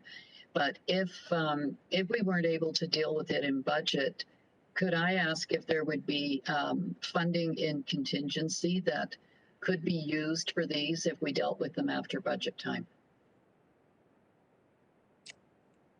Through the chair, I'd have to look into that. at this point in time. Okay, well, we can get that information at budget then. Yeah. Okay, and I'd support, and I would ask the movers if they would support referring it, because I'd love to support you, but without the information today, I really need that information before at budget time. So thank you. Councillor Sato, thank you. Councillor Downey. Thank you, through you, Chair. A complicated issue to say the least, and I will tread lightly in regards to the legal matters from the town side. I do definitely feel for the residents and the health concerns that they have raised, and I've heard from many of them in the past year, really, in regards to dust and then the involvement of the MOE. But just to be clear and not to belabor anything, I would support a referral, but I wouldn't support dollars from the tax base to mitigate a problem that shouldn't be there in the first place. Both, the yards on the north side of the road, and I won't say names, but we have many, and I know one of the delegates mentioned 200 yards, illegal yards. That is in my ward alone. Councillor Innes may have her own numbers on the other side, but it is astronomical and a complete, collateral of other planning issues that, we'll talk about at Growth Committee in regards to the logistics industry. And as much as I support the logistics industry, it's very difficult to support operators that have a complete disregard to our municipal bylaws. Their operations have no regard for the health and safety of their neighbors. And so, as much as I feel for the neighbors, and I think that this may be, a slight quick fix, I'm more concerned about the health impacts that a noise wall will not alleviate at all. And so, from that point, I think I would support a referral, but beyond that, I couldn't support the motion as it stands. Thank you. Councillor Mahoney. Thank you, Mr. Chair. And yeah, I think we can all certainly sympathize with the residents, and we all do have residents in a similar situation. Just a question to Commissioner Dedman. You did mention that the current noise wall or current wall was in good condition. A new noise wall, how much difference would that make? Through the chair, the existing noise wall is actually in excellent condition on our rating scale, and we would be looking at it purely from a height perspective. So once we did the noise measurements, if it's required to be higher than it currently is, then it would be built back higher. It's going to be taken out anyway as part of the road reconstruction in the next few years. Right. Okay. Thank you for that. And just a quick question, maybe to the movers of the motion. I have a couple of issues with noise walls in my ward, but one in particular where they back onto a gas station. And there's a lot of noise, a lot of, we would call air pollution happening there. And I've been working closely with the residents as well as the gas station to see if there was an opportunity to do some cost sharing to kind of mitigate some of these issues and concerns. It's taken a long time and some negotiation to kind of work together collaboratively to see if there's a solution. Now, understanding that apparently this may not be a legal site, but to the movers of the motion, have you had any discussions with the company that's causing these challenges to the residents to see if there's an opportunity to work with them to mitigate the concerns and limit the cost on the taxpayer? Councillor Dillon, I think that's through to you and Mayor Brown. Have there been any discussions with the properties involved about 50-50 cost sharing or something like that, Councillor Dillon? Yeah, I'll answer that. And so we've had discussions, and I don't think there's any interest so there's 3 properties there. I guess one of them, Falcon, is operating for the most part legally. So my conversation with them, I don't think there's any interest for them to build something on the other side of the road from where their property is. I think there's ongoing discussions in terms of some type of cost sharing agreement. Keely, you can correct me if I'm wrong in terms of the widening, but in terms of the wall, I don't believe there would be interest. Thank you. Okay. Councillor thank you. Mahoney, anything further? Yeah, no, and I just as far as this goes forward, I would support a referral to send it back to staff. I struggle with supporting a $3 million ticket when we're just going through budgets now. So certainly happy to support the referral back. And I know Commissioner Dedman is bringing a report back on noise walls across the region anyway. So support the referral, but can't support the motion as it sits. Thanks, Mr. Chair. Thank you. Councillor Demirla. Thank you, Chair. And I want to commend Councillor Dillon for doing his job and, helping highlight the challenges that his residents are facing. So he's doing his job and good on him. But I too cannot support the motion, and I'll tell you why. One is, if that wall gets bumped, then if that wall gets built, then what I'm hearing is something else gets bumped, and I don't know what it is that gets bumped. And if you were to compare whatever gets bumped, which one is a higher need, I don't know that, so I can't, support it without that evidence. The second way this wall gets built is we add to the tax base. And if that's what we're going to do, then again, I'd want to know, is this the most pressing of all of the things that need to be added to a new pot of money? So I'd like to know what else is out there. And I can tell you, I have a couple of Queensway is a big problem for me in terms of noise. It doesn't have a wall at all. So there is no noise barrier, and that street is just getting busier and busier. And the third, what I'm hearing is that a new noise wall won't actually address many of the concerns that were raised, as legitimate as those concerns are.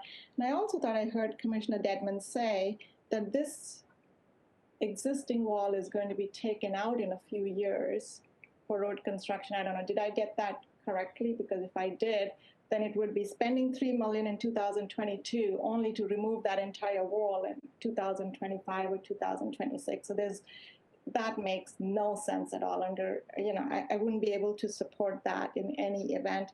So I like the idea for referral. And Commissioner, what I would really like is, for you to be able to, I don't know if that report will have a list that what's coming up in 2022, 23, 24 for noise wall replacements and why they have been given that priority. And then there's these two new asks and how they stack up. And I'm happy to bump them up if there's evidence that they should be bumped up, but not to be bumped up just because, motions are being brought forward. So that's where I am at. And I know you're also looking at what I think is an inequity, which is if you have a wall, the region will pay 100% to replace it. But if you're like Queensway and you have no wall at all, you're out of luck unless the residents are willing to pay 50%. And I don't know in which world you can argue that full taxpayer dollars to replace something. At least they have something.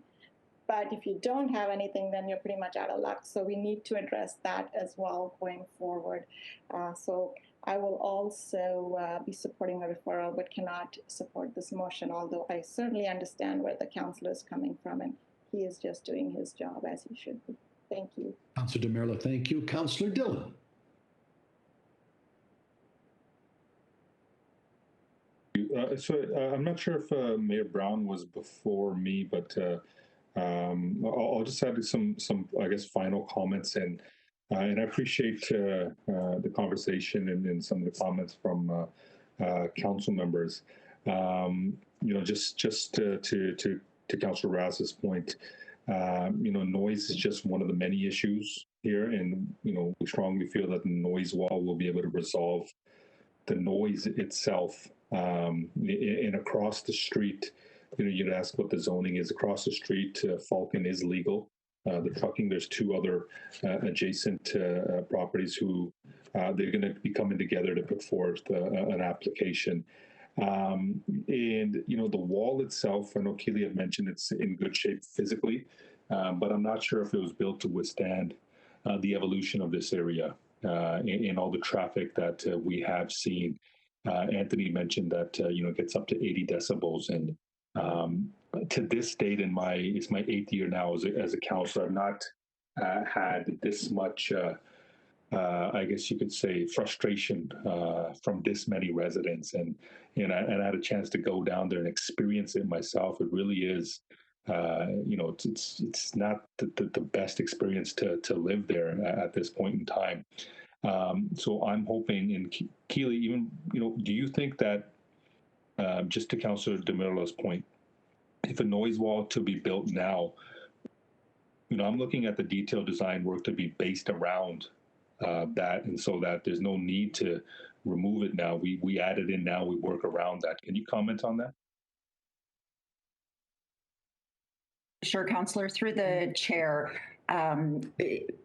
We certainly wouldn't build it now and then replace it at a later time. We would try to work that into our design. The problem is we haven't completed the detailed design yet for that road. And so it would take some time to actually do the design and make sure that we are constructing the wall itself in the right place. So even if it went into the 2022 budget, I'd be concerned that you wouldn't see construction for some time, because we do have to complete that additional design work on the road itself to prevent such a case of having to replace it at a later date. Right, and I guess kind of that's what our ask is, that we can kind of expedite that as quickly as possible. I feel like you had mentioned that. Sorry, somebody, I think Councillor Sato had mentioned that there be the decibel test done, and so in the referral. So I guess I'll move the referral to budget, just because I think that's what the appetite for council is, to get more information. I think we definitely, I think we should get more information. So in the referral, if we can get the decibel testing done by then as well. And just one question more, in terms of the contingency, in terms of those accounts that Councillor Sato was mentioning. Can we get information, if the referral passes and comes back, can we get information into some of those accounts where we are able to possibly dip into to get this wall done?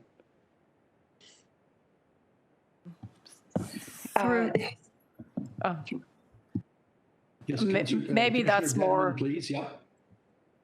Well, through you, Mr. Chair, as the CAO, maybe that's a better question for me to answer. Yes. So. Through you, Mr. Chair. I mean, as we bring the budget forward, there'll be information in there about the state of our reserves. And while we do have a contingency reserve, by and large, our reserves are allocated to specific purposes. So, any capacity that we have for moving things around and,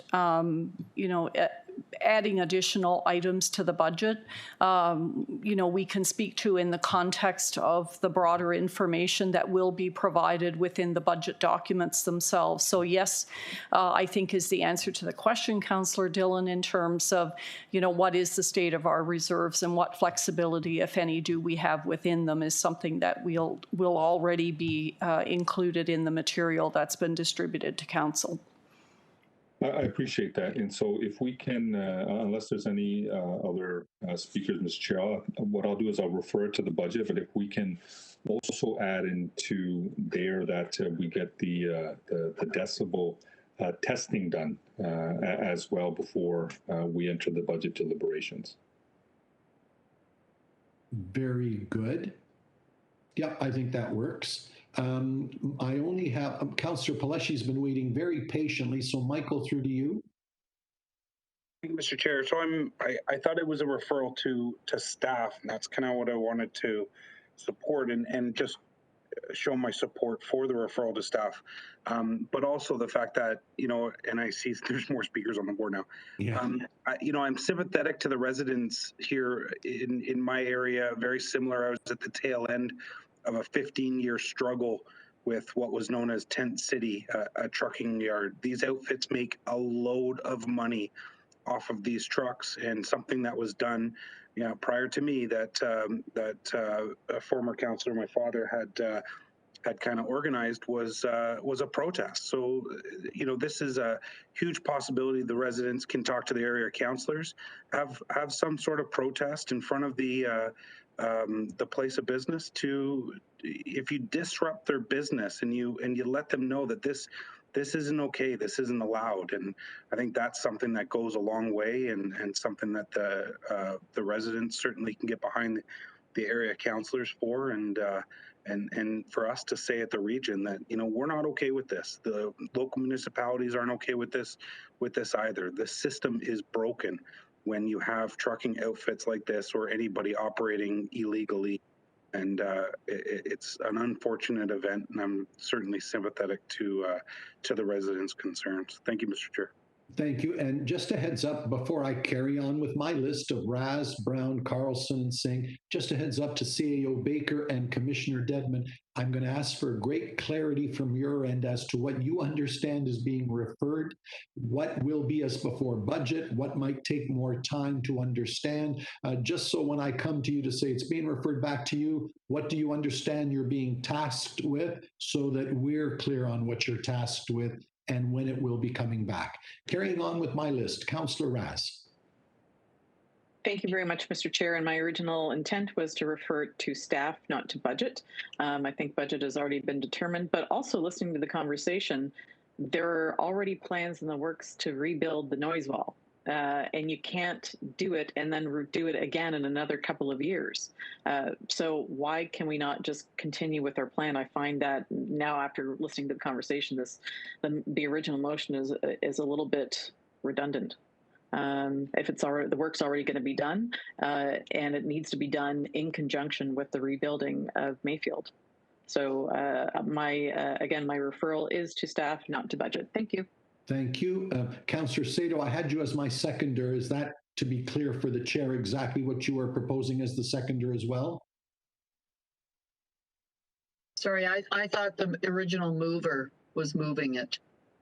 But I wanted clarity on whether they wanted a budget in a week or two, or whether this is just referred to staff to come back when they've done the totality of what needs to be done. I'll leave that with you to speak to, and perhaps Councillor Dillon can help us out. I'll try to exhaust the list. Mayor Brown. Thank you, Chair Nika. I just wanted to add in that I've met with many of these residents along with Councillor Dillon, and Councillor Dillon is very much expressing their frustration. And we had representatives from all three levels of government there to hear their frustration, to see the dust problems, to see the noise challenges, and they are very real. And where there's a will, there's a way, and I appreciate that Councillor Dillon is thinking creatively of how to put forward a solution in terms of better enforcement. We all know that within enforcement resources aren't there, and a lot of times when there's significant quality of life issues, we don't see the type of enforcement that we would expect. It's when those complaints go in, they sort of go into an ether and disappear. And so if there is a way that we can help in the little way that we can, I believe we should try. I like Councillor Dillon's suggestion that we get additional information for budget, and then at budget, if it's something that is cost prohibitive or doesn't meet the the measurements that based on regional decibel acceptability, then at that time you could kick the can down further down the road. But for these residents, I would appreciate if we give it an earnest look at budget, as Councillor Dillon has suggested. All we're asking today is to get more information back in a timely fashion, and then at that point, if regional council disagrees, so be it. But I think the request today is reasonable and fair from Councillor Dillon, that we get more information in a timely manner and look at this issue that so many of our residents have expressed frustration. And I think it's complicated because it does mix into some provincial enforcement, some municipal and regional enforcement. It is located in one municipality but affects residents in another municipality, and so it is in that gray area where these residents really need our help. And so I hope this can get some additional study and information to see if there's a way. As they say, if there's a will, there's a way, and let's try to find a path forward. Thank you. Thank you. Councillor Carlson. Councillor Carlson has changed remarkably. We're both working from one machine because he doesn't have internet in his house. And we came from the Legion with my machine and it won't hook up. Oh. So rather archaic system here, but we're dealing with it. I find it interesting that the bad actors in this world that don't care about zoning and they don't care about rules, they get us all tied up in court and they just keep being bad actors. And that's the serious problem here with the dust and the noise and all the rest of it. As I was listening to Councillor Dillon, I thought, well, cut off their electricity. And then I thought, no, they probably have generators. And then I thought, cut off their water. And I thought, no, they're probably on wells. So I think that I'm agreeing with Pelesi for a change, that protests might be good and get some media attention to the fact that they're bad actors, and the companies that are renting their trucks maybe realize they're getting some bad advertising. I agree with deferring it or referring it for more information. I don't think it necessarily goes to budget, but I think we need more information. And if such comes back that it looks like there's something we can do about it and it's not going to be built and rebuilt, I'd like to see all that information. And I have a question for the CAO. When you say that reserves are allocated, they can be reallocated at the will of council, can they not? Some yes, some no, Councillor Parish. Some reserves are statutory, like development levies, but any that are tax funded, certainly council does have the ability to reallocate those funds. You are correct.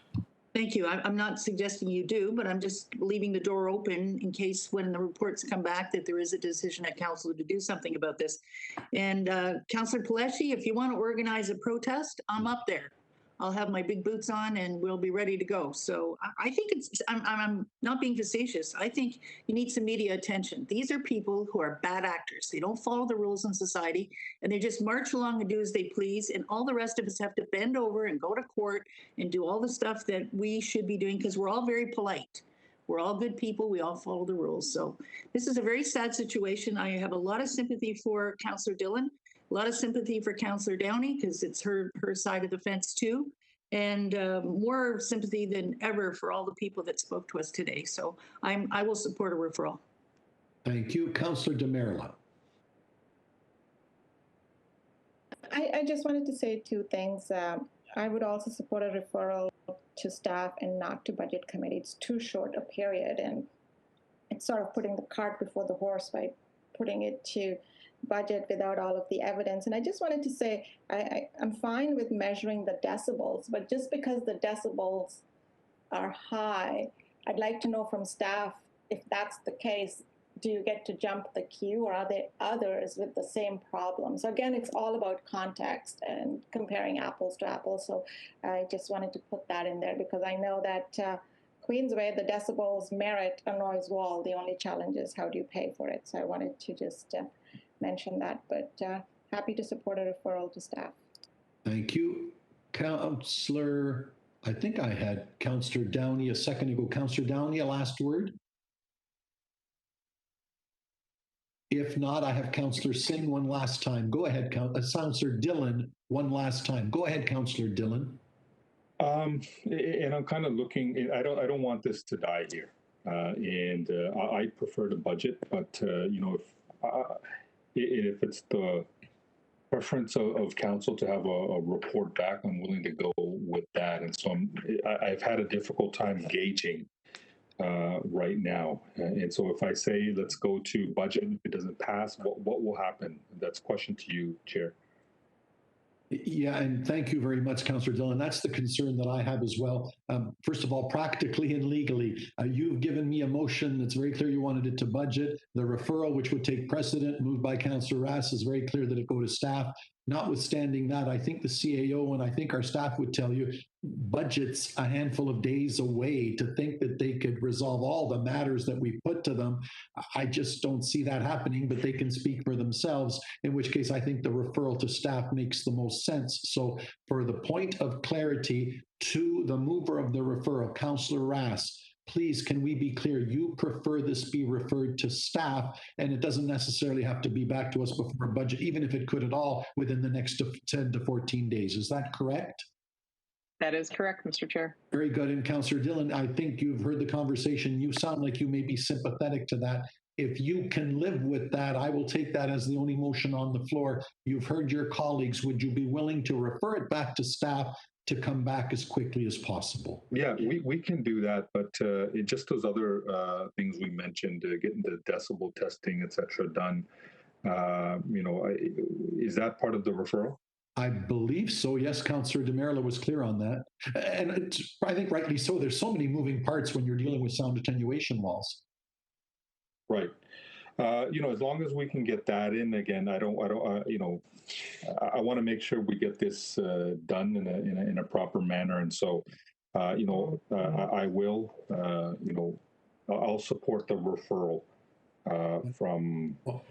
That is very magnanimous of you, and so with credit to you and your constituents and Councillor Raz. So the one and only motion I have before me now, the two original movers of separate motions have come together. Isn't this wonderful? That now they're both telling us we want to refer this to staff, and to be clear to the councillors and all of council and to the staff, not that it goes away and dies. We know you need some time to do this, recognizing you're dealing with budgets, but we hope with some haste, if not before the end of this year, early next, that the totality of all these moving parts come back to us in a fulsome report related to this specific site and the matter of sound attenuation walls. That is the motion that I have before me of referral to staff as moved by Councillor Raz and seconded by Councillor Dillon. I don't know, I need a recorded vote. Is there anybody in objection to that motion?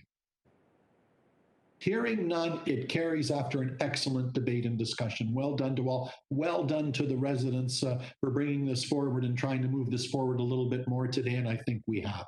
Okay, with that, that concludes all of my deputants. So that brings me down to item 8, COVID-related matters, and item 8.1, our update on the Region of Peel's COVID-19 response, our oral presentation from Dr. Lawrence Loeb. Dr. Loeb.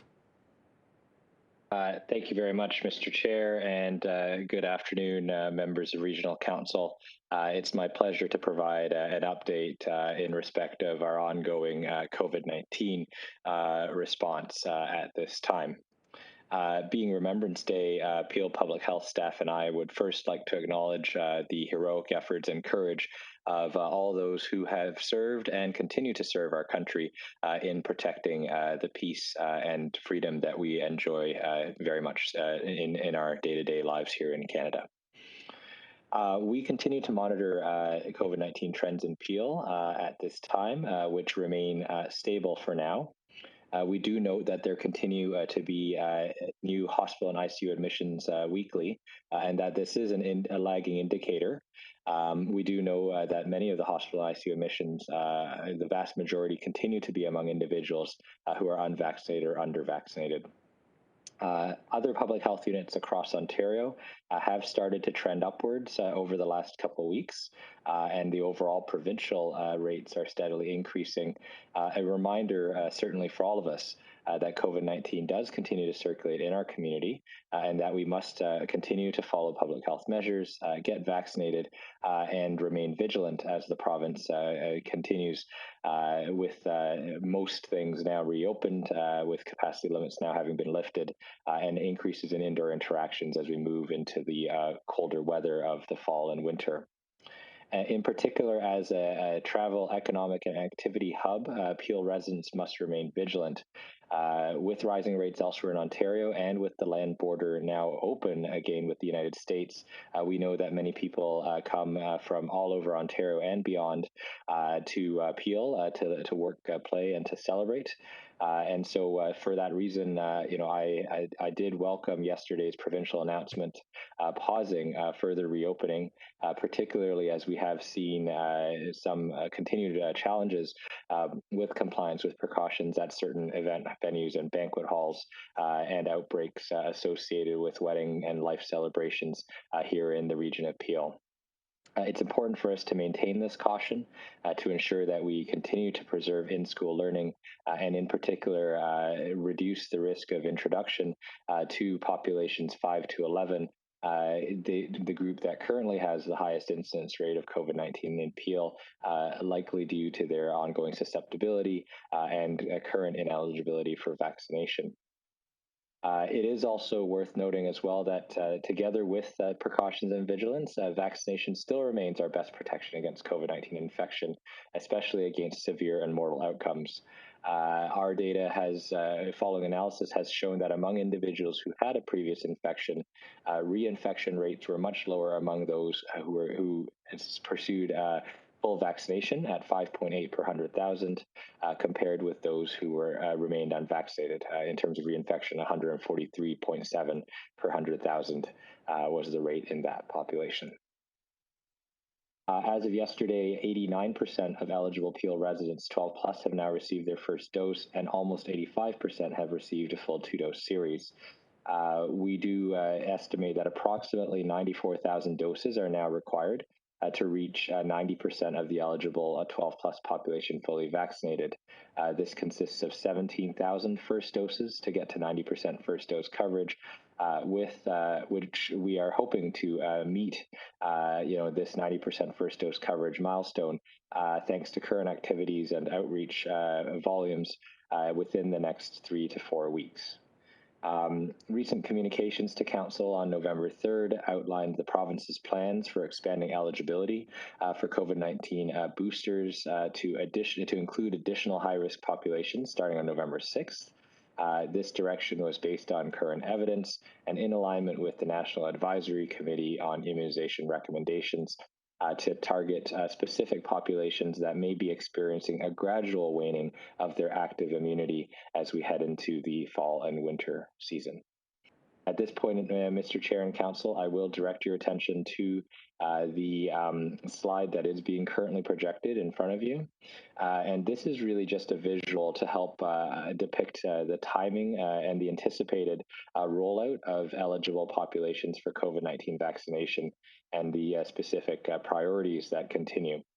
On the left side, you can see key population categories, and across you will see the projected demand for specific population groups shown over the next few months, organized also by when we anticipate that these groups will come eligible for vaccination.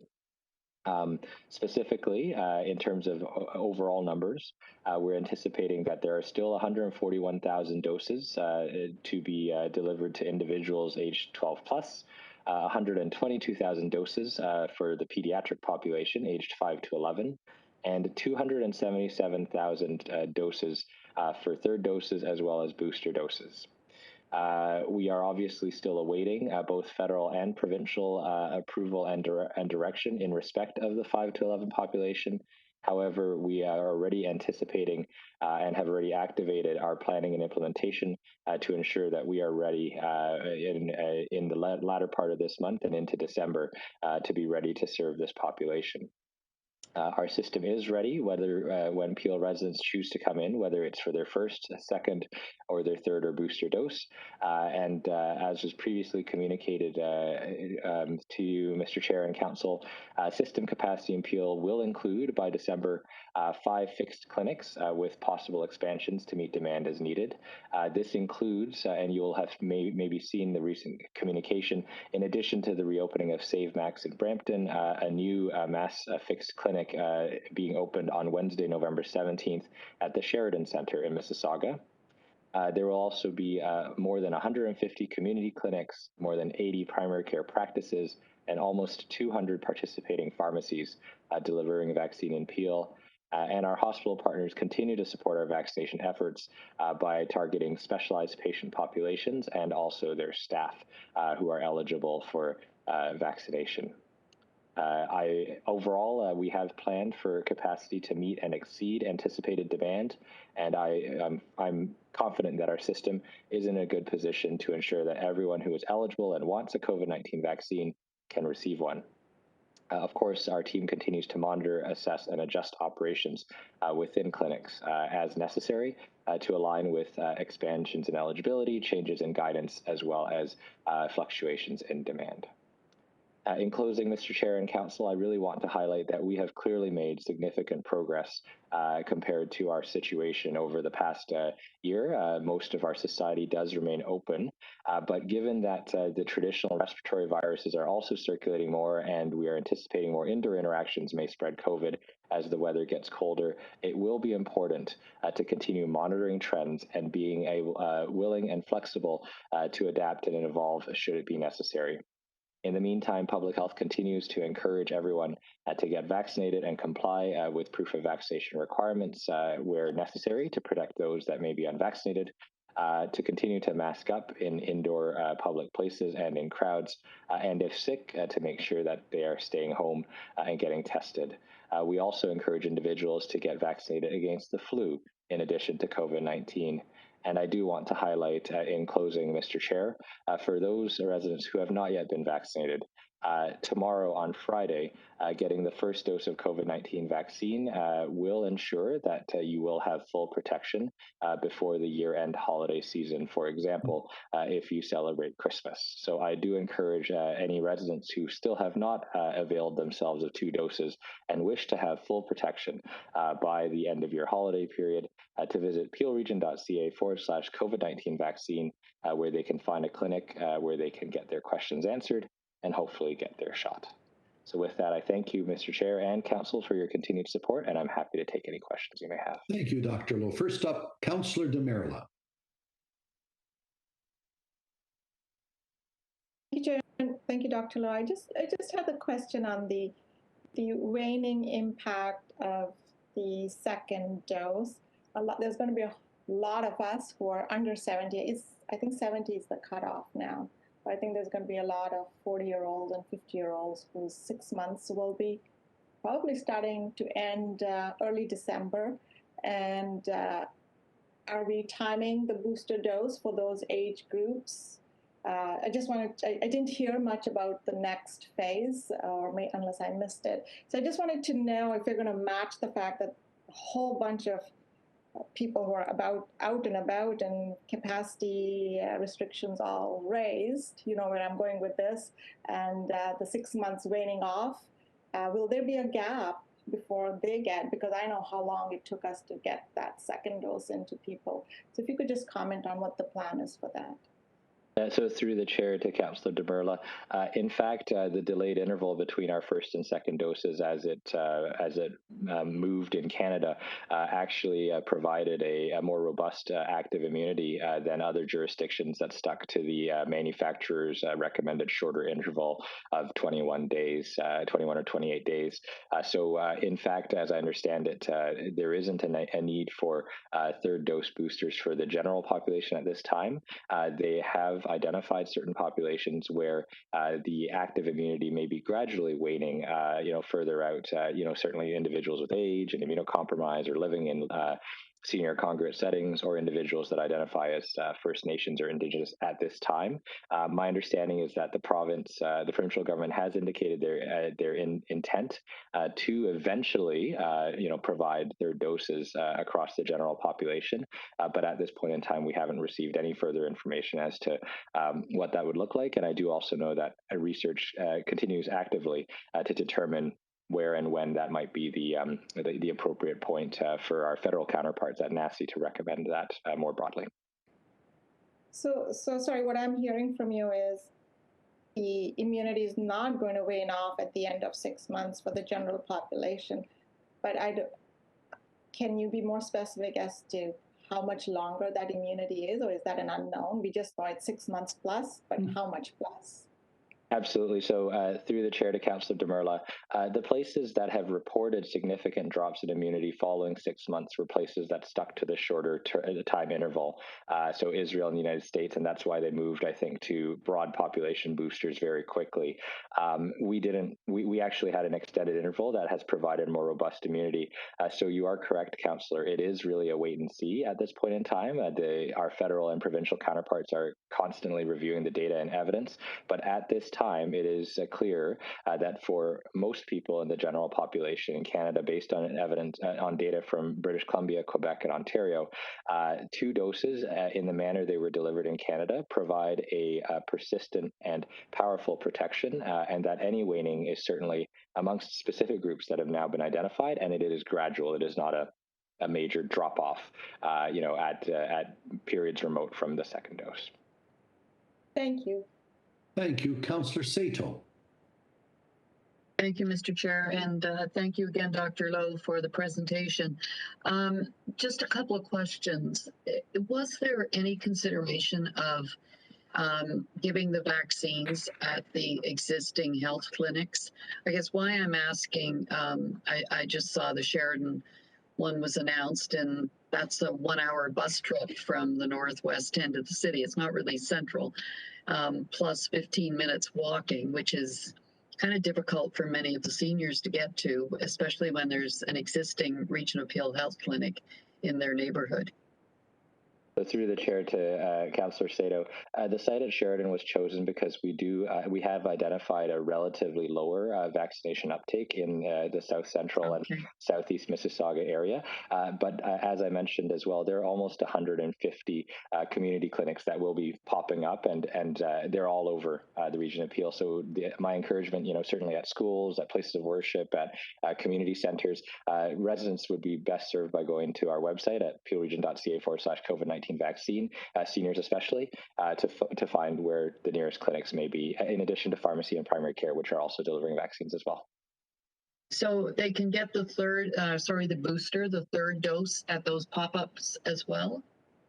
So through the chair to Councillor Sato, yes, that's correct. They do need to book online, but they would be able to access a third dose, provided that 6 months have elapsed since their second dose per the provincial guidelines. Okay, so that's my other question, and I sent you the email on this one. If they say you have to wait until the 6 months, then why are they booking people in before 6 months? So through the chair to Councillor Sato, this was an IT glitch with the provincial booking system that came to our attention, and my understanding is that our ministry partners are solving it or fixing it. Okay, so if someone did get a booking at a Peel Clinic, and it was within the 6 months, before the 6-month date, are those bookings still valid? So through the chair to Councillor Sato, I know that our team is actually going through trying to figure out who may have booked under that IT glitch to ensure that they're offered alternatives. We are sticking to the 6-month interval in accordance with the provincial guidelines at this time. Okay, why I was asking, I assumed there were other people, but it was my husband who went in and booked, and he said, oh, I got one on November 20th, but our date is December 5th. So that was why I asked you, because I assumed that if he was getting it, other people were getting early bookings as well. So I'll tell him he's not going to go on November 20th. He has to wait until I get to go. Okay, thank you very much. Councillor Sato, thank you. Councillor Fortini.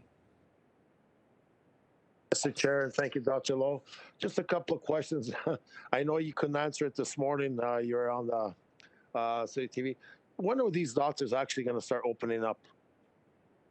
Yeah, so through the chair to Councillor Fortini, I do recall that this is an issue that you're very concerned about, and I too share similar concerns. I think we do want to make sure that people have access to healthcare services, primary care specialists, hospitals, and otherwise in our community. I know that the Chief Medical Officer of Health and the Provincial College of Physicians and Surgeons of Ontario have issued their strong recommendations that in-person care for patients should resume, and so I think it is certainly something I know that the ministry is aware of, and that they are continuing to work with primary care partners and the Ontario Medical Association to figure out how much further they can also continue to ensure that there is in-person clinic capacity that is available for our residents.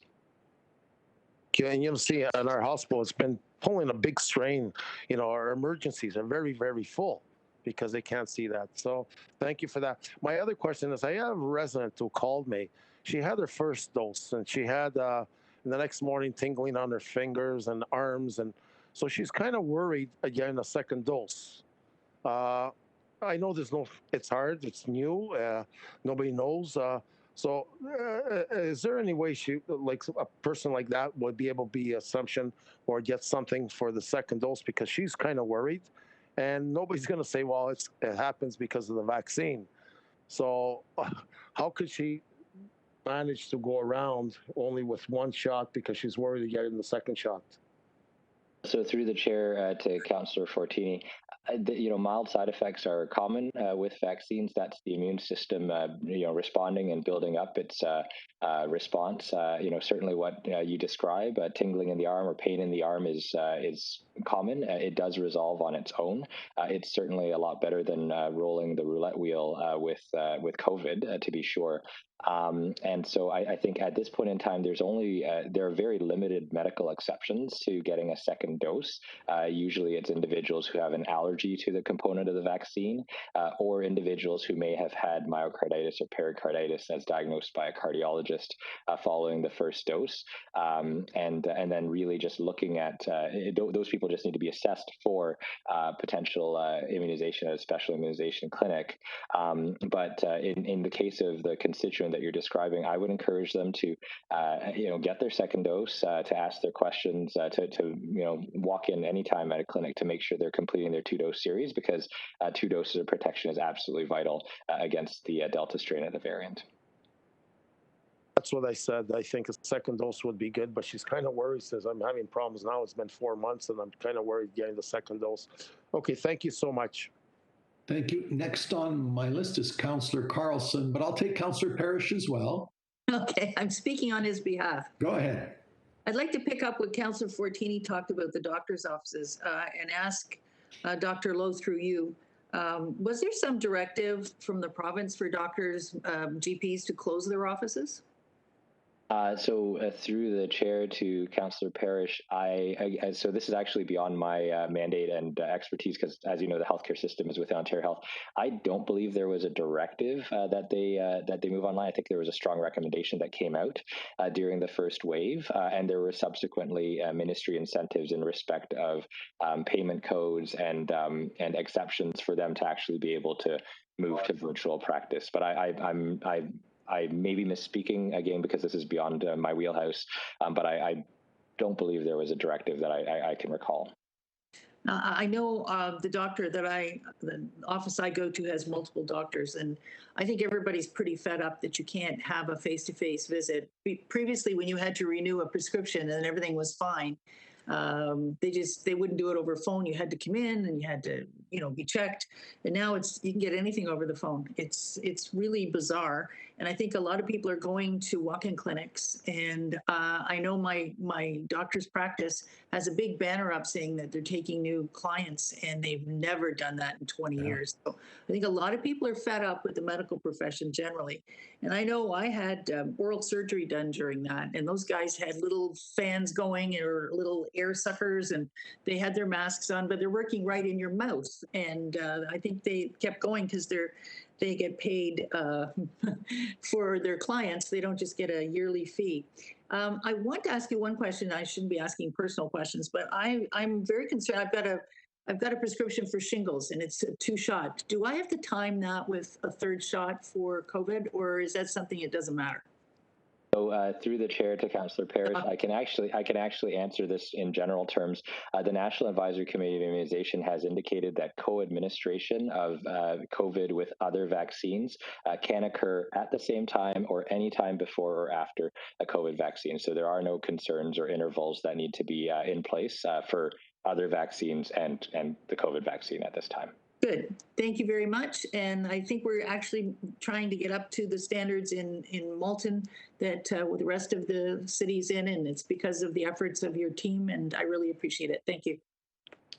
Thank you. That exhausts my list of questions. Dr. Lowe, well done. And especially Dr. Lowe, early this morning at 7:20 when I and others saw you on CP24, Well done. And, you don't often get credit being the turtle in the race compared to the hare, but I go back 20 months to when we were in the darkest days and your calm demeanor, and we will see it. But Israel's doing this and other places, and we've been slow and steady. And here we are closer to the finish line than just about anybody. And that's a tribute to you and your team and the support of council and so many people. So little shout out to the turtle in the race because they win sometimes. Well done to you and your team, and well done this morning representing us on CP24. Okay, with that, I've exhausted our list of deputations. I'm coming down now to what was held on consent. First item, 12-1, Peter Fay, City Clerk, City of Brampton, letter dated November 4, providing a copy of the City of Brampton resolution regarding hospital redevelopment and special health levy as held by Councillor Fortini. Councillor Fortini. Mr. Chair, and I don't know, I brought a motion in, I sent it in to the clerk for everyone. As you know, the Ford government on their throne speech did say, the Ford government, that we're going to be getting 1.1 billion for a second hospital. You go to these hospitals, they're all full. This is something for everyone to use. When our hospitals are full, whether we actually go to Georgetown or Mississauga. Most of Caledon residents are using our hospital. This funding is, for 250 beds. I was hoping to get 800, what he did say, but he dropped it down to 250. Very disappointing. But at the end, it's with a cancer treatment, I think it's better than nothing. We have to come up with a 10% share. And I was hoping, seeing other regions helping out and how we could help out to get this hospital up and going. Brampton is very desperate. We all know that. And when we had a fire last week and 7 people were sent to emergency, 2 went to Georgetown, 5 went to Mississauga. So really, when it comes to healthcare, there's no price tag. It's serving every resident. I put that motion forward. Maybe I could send it back to staff to come back maybe next council meeting and come up with a better report. I seen like Windsor and Vaughan, all the regions kind of pitched in and helped out, and we're hoping, to come up with $125 million our share. We have to do maybe a tax levy and maybe get some help from the region. That's why I put that motion forward. So anything we could do to help out. This is something that involves every resident, not just Brampton, because healthcare is for everyone. So I'll see what any of my colleagues have anything to say, but if I have to refer back to staff and come back in 2 weeks, I'm also willing to do that. Thank you. And I appreciate your making that point. Some discussion on the subject. Mayor Brown. Yeah, thank you, Councillor Fortini, for your leadership on this file. As you know, there's nothing as precious as our healthcare and our health.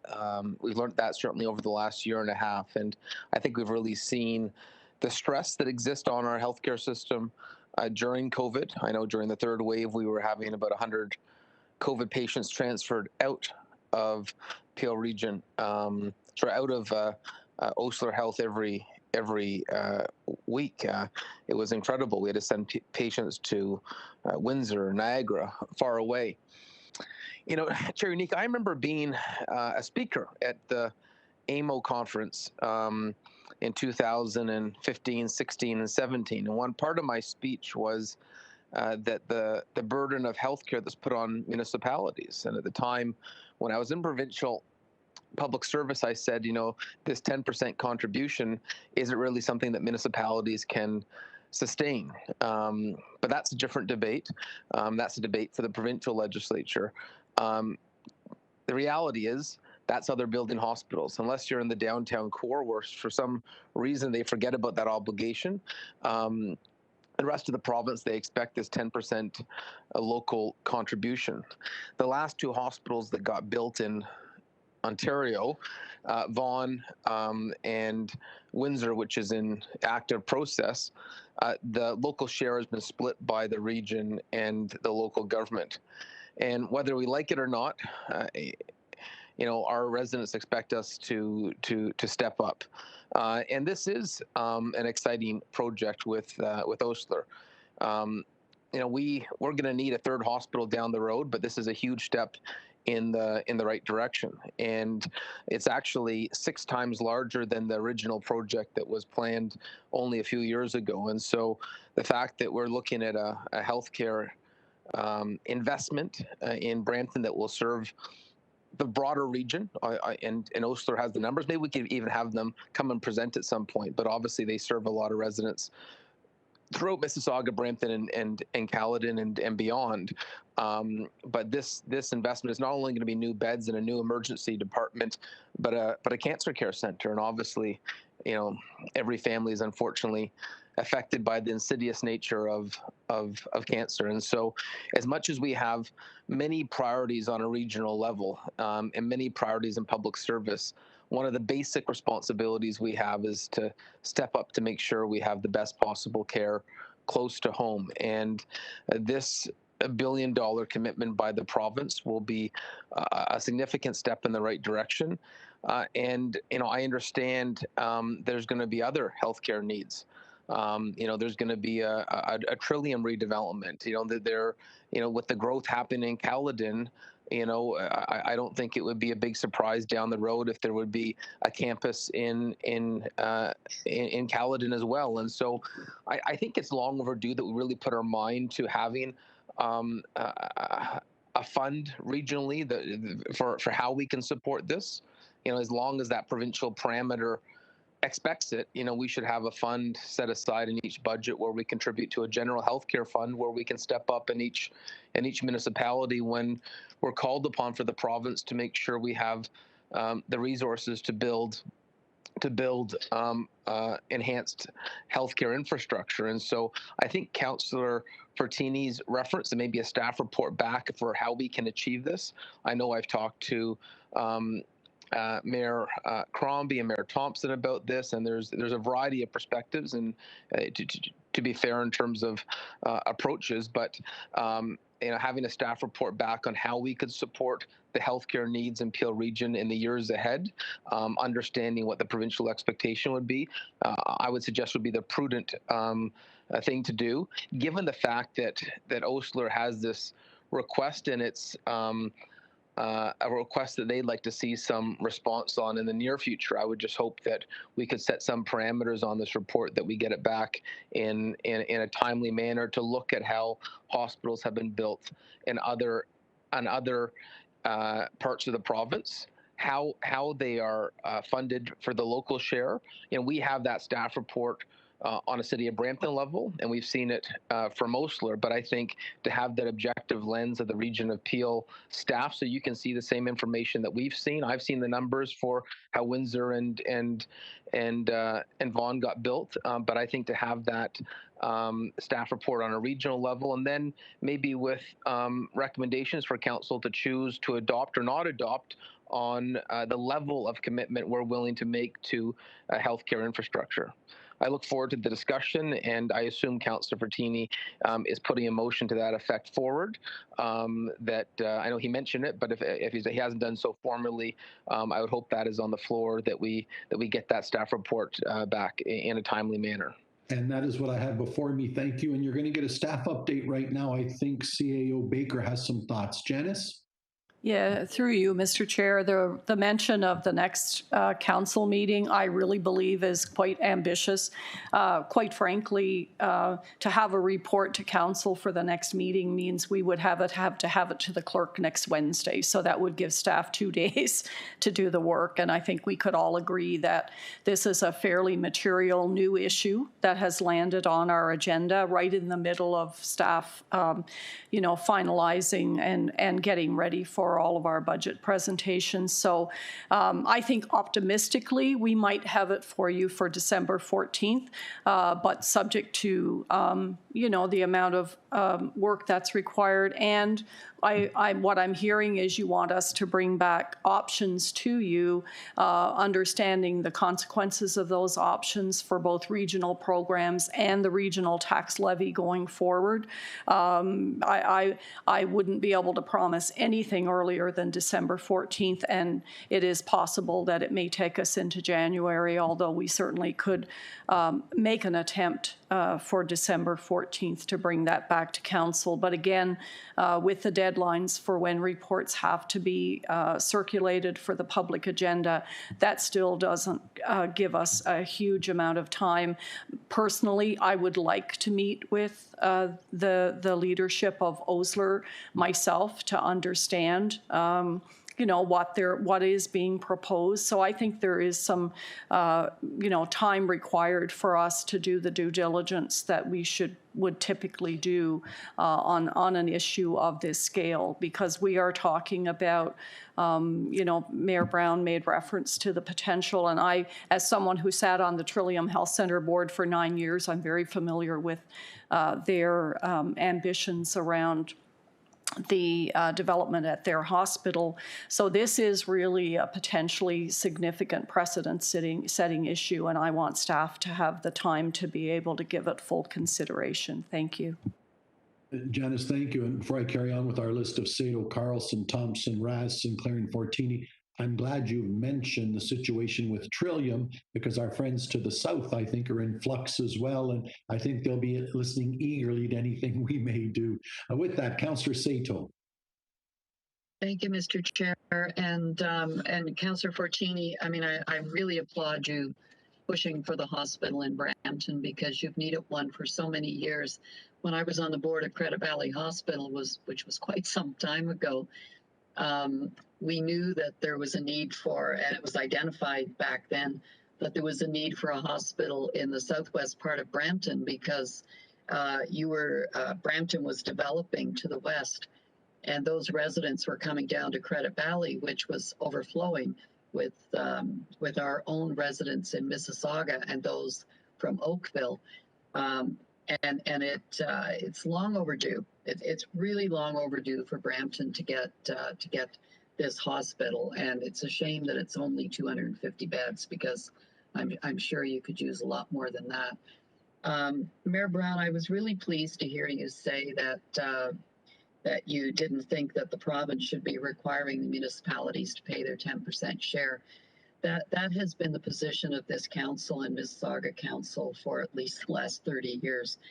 And Nando, I guess you were the only one on council when we formed the hospital task force. And that was because we were collecting levies for hospital construction. And I think, I was trying to remember how much we had in the kitty. I think it was like $50–60 million. And it was very specific how they could be spent. So, and we couldn't access it for hospital improvements.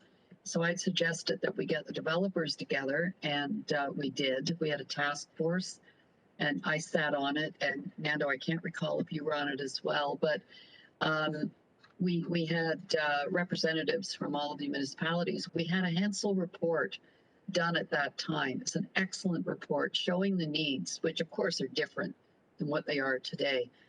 But we were able then to get the developers who had paid those funds into the levies to agree that the money could be spent on emergency room expansion at one hospital, and the distribution was based on need and priority and where the development charges came from. So those funds were used, and that was the smart way to fund for hospitals.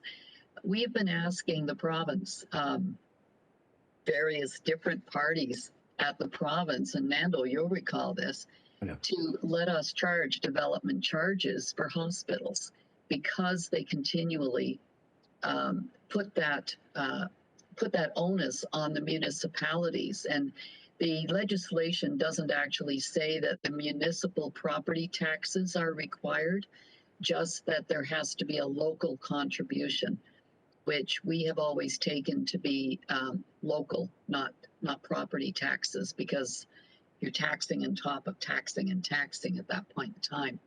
And we don't have a responsibility for healthcare for hospitals, as you pointed out, Mayor Brown. So I think as we look at this report and look at the potential and what we might be facing if there are other expansions and other building going on in the future, in the next couple of years, for example, what the impact on the region is. I think at the same time, Chair, that we need as a region to be doing a lobby. We need the three mayors to be lobbying the province, whatever party it is, over the next years, to not require the local municipalities to be paying for what is their responsibility. We need to stop the downloading. And Mayor Brown, you spoke to it, so I would hope that you would be right there leading that charge, because we just can't afford it. I mean, it's just astronomical. We're looking at hundreds of millions of dollars potentially, and that's frightening. That is really frightening for something that we have no control over and no responsibility for. So, Councillor Fortini, I'm glad you're referring it to staff for the report. And I would hope that when staff brings the report forward, we'll have a very fulsome look at historically as well, what we have been doing at the region and what we can do moving forward. So, because we want you to have your hospital. Absolutely. It's so needed. And, you know, I would hope that the province would get rid of that 10%. You'd get the hospital faster. So thank you for your advocacy for that. Thank you, Councillor Parrish. Mr. Chair, can I answer? My name was mentioned. Briefly, go ahead, Pat. Yeah, and thank you through the chair. And Pat, say that you're absolutely, Councillor, say that you're absolutely correct. But you know, at the end, you know, we're desperate need, and you know, this is all, like I said, we're all in it together, because when our hospital is full, they come to your hospital, and it's not right that we only have one hospital barely operating, 430 people through their emergencies every day. They're trying to do this construction starting in 2023 and hoping we'll be finished by 2027 with a cancer treatment. So I was hoping we were going to get 800 beds, but they give us 250 and maybe an extra 100 beds if we get more funding. And you're right. You know, this is about everyone. It's a region appeal, and it is a provincial issue. But when they put these things on us and they download it on us, we're stuck with this problem. And when it comes to healthcare, I believe nobody should be left out. And when the emergencies are full, they're just coming to other hospitals and just taking room on, you know, Mississauga or Georgetown or Vaughan, which is not right. So thank you. I will wait for the staff report, and I'm also okay on the 14th to come forward, because, you know, we got to get this up and going one way or another, because we are in desperate need. So thank you so much, Councillor Sado. And Pat, thank you for your comments. Just to be clear to the rest of my speakers, the mover now has agreed that it be referred to staff for a report to come back, aiming for the 14th of December. So keep that in mind with your comments going forward. Councillor, I say Carlson again, but I'm guessing it's Councillor Parrish. Yes, thank you, Chair. I like to share Councillor Sado's comments about particularly Pat Fortini, but also his seconder, Mr. Medeiros. Councillor Medeiros, because I know both of them have big hearts and they care very much, and we all do, about our patients who are being bumped from hospital to hospital. And I know there are a lot of local groups that like to raise money. There's clubs, there's religious groups, there's a lot of people like to raise money. And that should be counted as part of a local and voluntary donation. I agree with Pat that mandating particularly the areas in the 905 belt, that you have to raise money when we're already dealing with such a small percentage of the actual revenue that's paid into government agencies with property tax. I would like to go a step further than having the three mayors. I would like to see us organize the 905 regions, because all the regions around the 905 are the ones that are being hit with this concept of raising money both locally and through regions. And I think we almost did this before the last election. We were organizing, if you'll recall, Chair, a 905 workshop in Mississauga to look at fair share for Peel. And fair share doesn't just mean hospitals, it means everything. We're getting, nice word, shafted constantly because our populations are growing quickly and we're getting grants based on 5-6 years before that. So I think a 905 regions push might wake up the province, whether it's Liberal or whether it's Tory. This seems to be something, if York is willing to do this, then it's like, oh, ho, here's an example. Let's get the rest of the guys to do it. And I also see there are 44 hospitals in Toronto for double the population we have in the region of Peel. More than half of them are full service hospitals, and they've never paid a cent into them.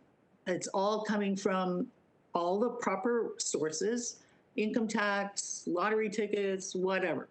And we're being asked to do something that the good old boys in Toronto aren't asked to do. So Pat Fortini, you're doing a great job, and bringing this forward is excellent.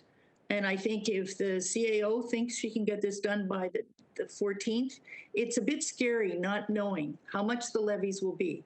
What impact are they going to have on our tax bills? And I don't know about you guys in Brampton, but when we do our tax split down in Mississauga, it's 42% goes to the region and a much smaller amount goes to the city. So that 42% is going to take a bit of a whack if we have to put levies on it.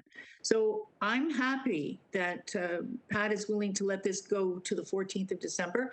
And I'm sure if it doesn't get quite done perfectly, we would be willing to do an extension. But I would encourage the CAO in good faith to try and put a lot of effort into getting it done by the 14th. And I thank you, Pat, for bringing this forward, and Martin. And I thank you for allowing it to be referred. I think you're going to get a real eye-opener when that report comes out. And then we have to also make a decision to make this a 905 region thrust, that we want to be treated like Toronto, or make Toronto do what we're doing. There has to be equality across the province. Thank you. Thank you. And Councillor Parrish, let's get that clarity from the CAO now of exactly when she thinks she can have a report in the framework that we've discussed. Janice, to be 100% clear, when can you get back to us with that? So through you, Mr. Chair, my sincere apologies to council. I was getting my budget dates and my council dates mixed up.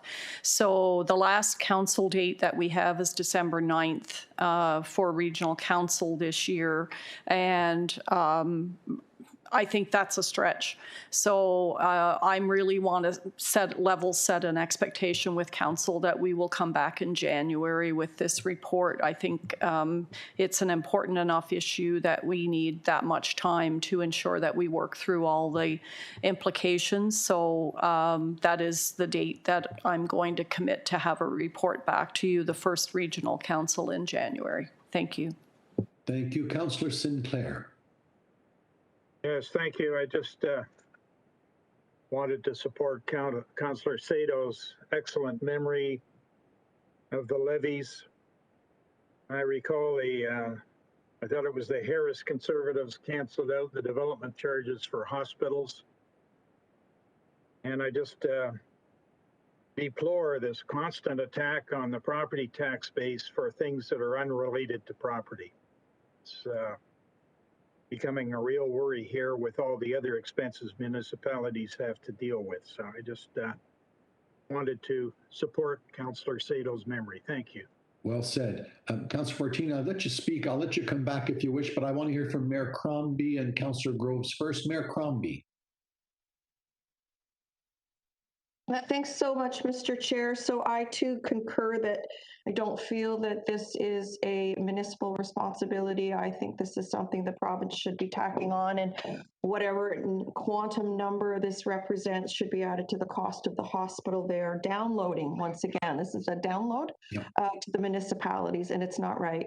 I thank Councillor Fortini for doing this. I, however, take a little bit different of an approach. I think it's a lower tier responsibility, not a regional responsibility, and I hope that perspective will be considered in the staff report, because we are undergoing at Trillium one of the largest health infrastructure projects in the province. And I also want you to take time with this, Janice. I don't think this needs to be rushed, because I'm also very aware that the local share plans aren't due until 2023. So this doesn't need to be rushed. I think there's a lot of due diligence that needs to be done. And particularly, I know that Trillium is taking a very careful and prudent approach to their planning, and they're not expecting to have their cost estimates in for some time. In fact, our hospital hasn't even been announced yet, but we're very hopeful. We're very, very hopeful. We're hearing good things. So the need exists in Mississauga. We see almost 2 million patients a year, just acute care, and we are the highest growth hospital in the province with one of the lowest capital investments, and the demand is obviously 7 times more than the average hospital in Ontario. So huge demand in Mississauga. We are seeking a full replacement hospital. Again, just like Brampton has asked for 800 beds, we've asked for 1,000, and I've seen the preliminary plans, and it will be a high-density hospital, meaning it will be a vertical, not horizontal structure, because of course the space doesn't exist. I'm also aware that there are multiple funding formats, shall I call it, across the province.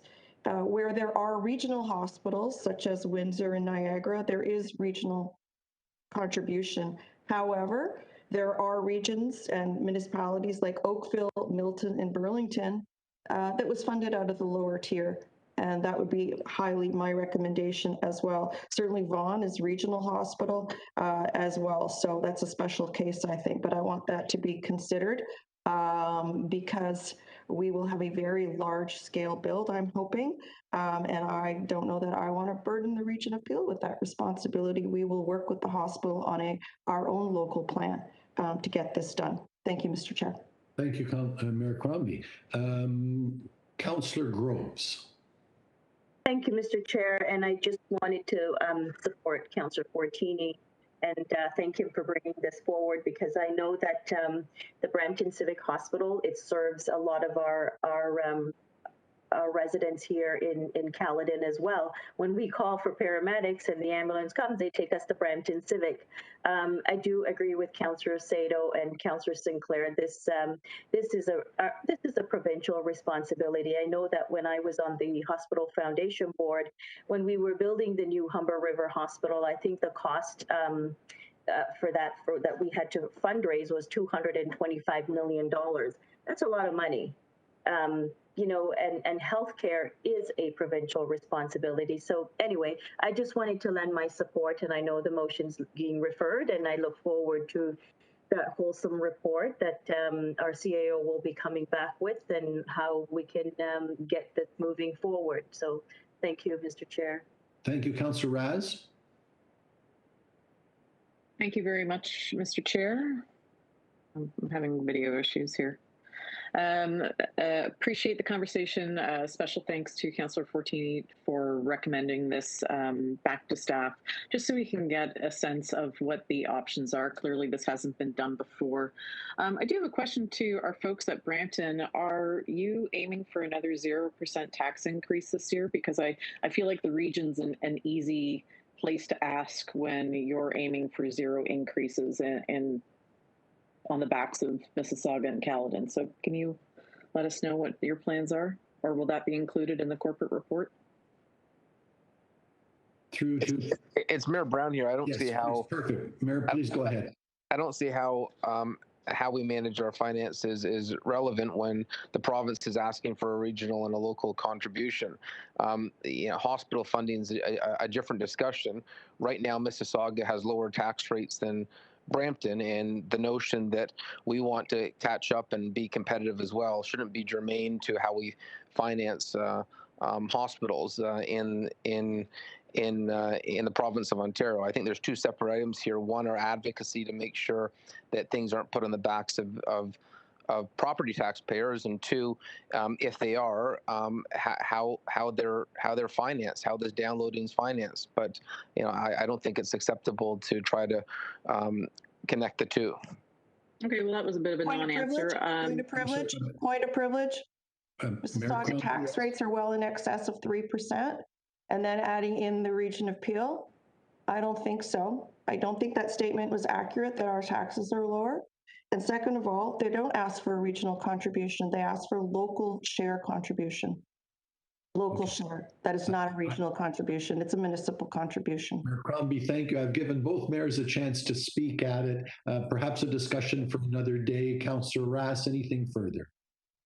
Yes, I just want to make sure that it has, and it's been alluded to, that there's an examination of community contributions, not just government, and also where the province is going with their healthcare levy. They already have a levy that's dedicated to healthcare that hasn't been increased in years, and we are in a position of always having to increase our property taxes with more and more burdens that are from the provincial government.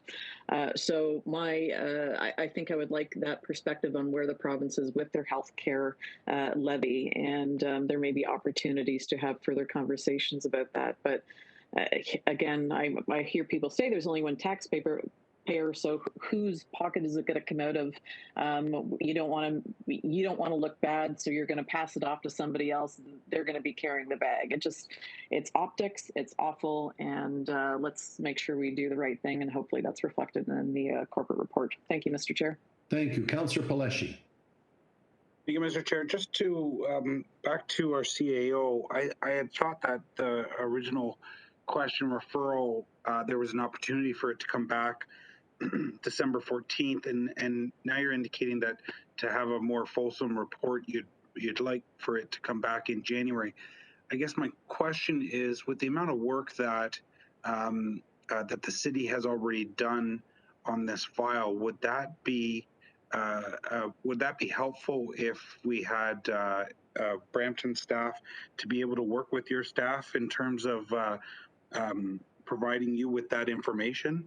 I think it's always good to have, two sets of eyes, especially at two different levels of government looking at it. But and I agree with your comments around talking to Ulster. I think that's definitely a conversation that the region should have. But I guess would you like to see anything from us in Brampton in terms of trying to get all that information that we've been able to put together by way of reports and others to you to help with the to try and get this maybe closer to the December timeline rather than into the January? Through you, Mr. Chair. So first of all, Councillor Paleshi, my apologies. The December 14th date was my error. It was the council meeting is actually on December 9th. So I just got my dates mixed up on that, and I apologize for that.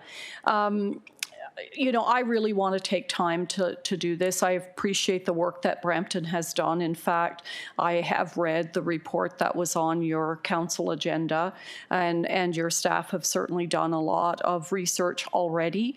I think, really what we need to look at from our side is the regional context. And the regional context is really around, funding sources. There were some specific references in the Brampton material to use of regional reserves. I think that raises some interesting challenges for us because, I don't believe that we have capacity there, for example, but that is something that our staff would have to take a look at.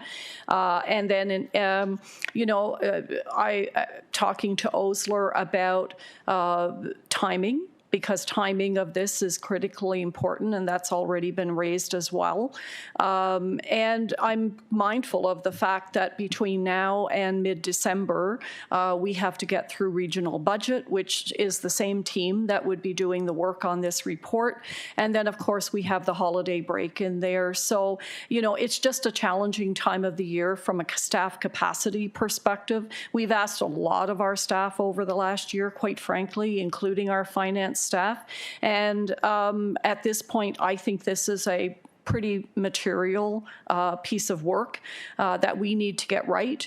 And I think it will take us some time to do that. So that's why I came back on the board. And really, I feel much more comfortable making a commitment that we would have a report back in January. I'm concerned that trying to get it back for December 9th is just a rush because, quite frankly, again, to meet the clerk's deadline, that would mean the full report would have to be in the clerk's office a week ahead of that for distribution. And I don't think this is the kind of a report that you want going out on an additional agenda. So I think January is much more realistic, and I think it will give our team the right amount of time to do the work and come back with a quality product. We will very much be speaking to staff in Brampton and capitalizing on the work that they've done. Thank you. I appreciate that. Thank you for those comments. I guess what I would look for is, since Brampton has already done a tremendous amount of work on this, and that work being really no different than what the region would need to do in terms of the investigating and all of that, the internal stuff, 100%. It's regional responsibility, and therefore that would be regional staff doing that amount of work. I guess my only thought and question would be with respect to the timelines that Osler needs to secure the provincial dollars, and those timelines coming fast, approaching extremely fast. I guess what there would be potentially an opportunity for maybe the discussion to be had with city staff and regional staff to determine when we could get somewhat of a report before council. And this isn't necessarily putting anything onto or into this budget for next year, but the potential for at least having the opportunity for this council to say, they're supportive of the opportunity. And I think that's what Osler really needs. So I guess my request would be then maybe the opportunity for that discussion to be had, and then a special council meeting being called on Thursday, December 16th. At some point, we're in regional council budget, and maybe there'd be an opportunity to hold a special council meeting on that day. Councillor Palleschi, I'm going to go back to the CAO. I understand the sentiment and the urgency, but I think from a material point of view, I don't know that we'll have the data before us that we need. I think that's what the CAO was saying, but I'm going to go back to Janice and see if she can meld the two through to the CAO. Any chance you can have data before us for a special council on the 16th? Well, Mr. Chair, with respect, if that would mean again that the report would have to be in front of the clerk on December 9th. And we've got a budget to get through between now and then, and it's the same team that would have to do the work. I'm trying to be respectful of council's desire for the information, but I'm also trying to be realistic around, the effort. And while I appreciate there has been a lot of work done by Brampton, the work we have to do on our side of the table is to crunch the numbers on the regional impact. I think at this point, I guess if council sets a deadline of December 16th and wants to have a special meeting, then my comment back to you is we'll be ready. But I don't know at this point, that's going to put a burden on our finance team, and they've been under a lot of pressure already this year.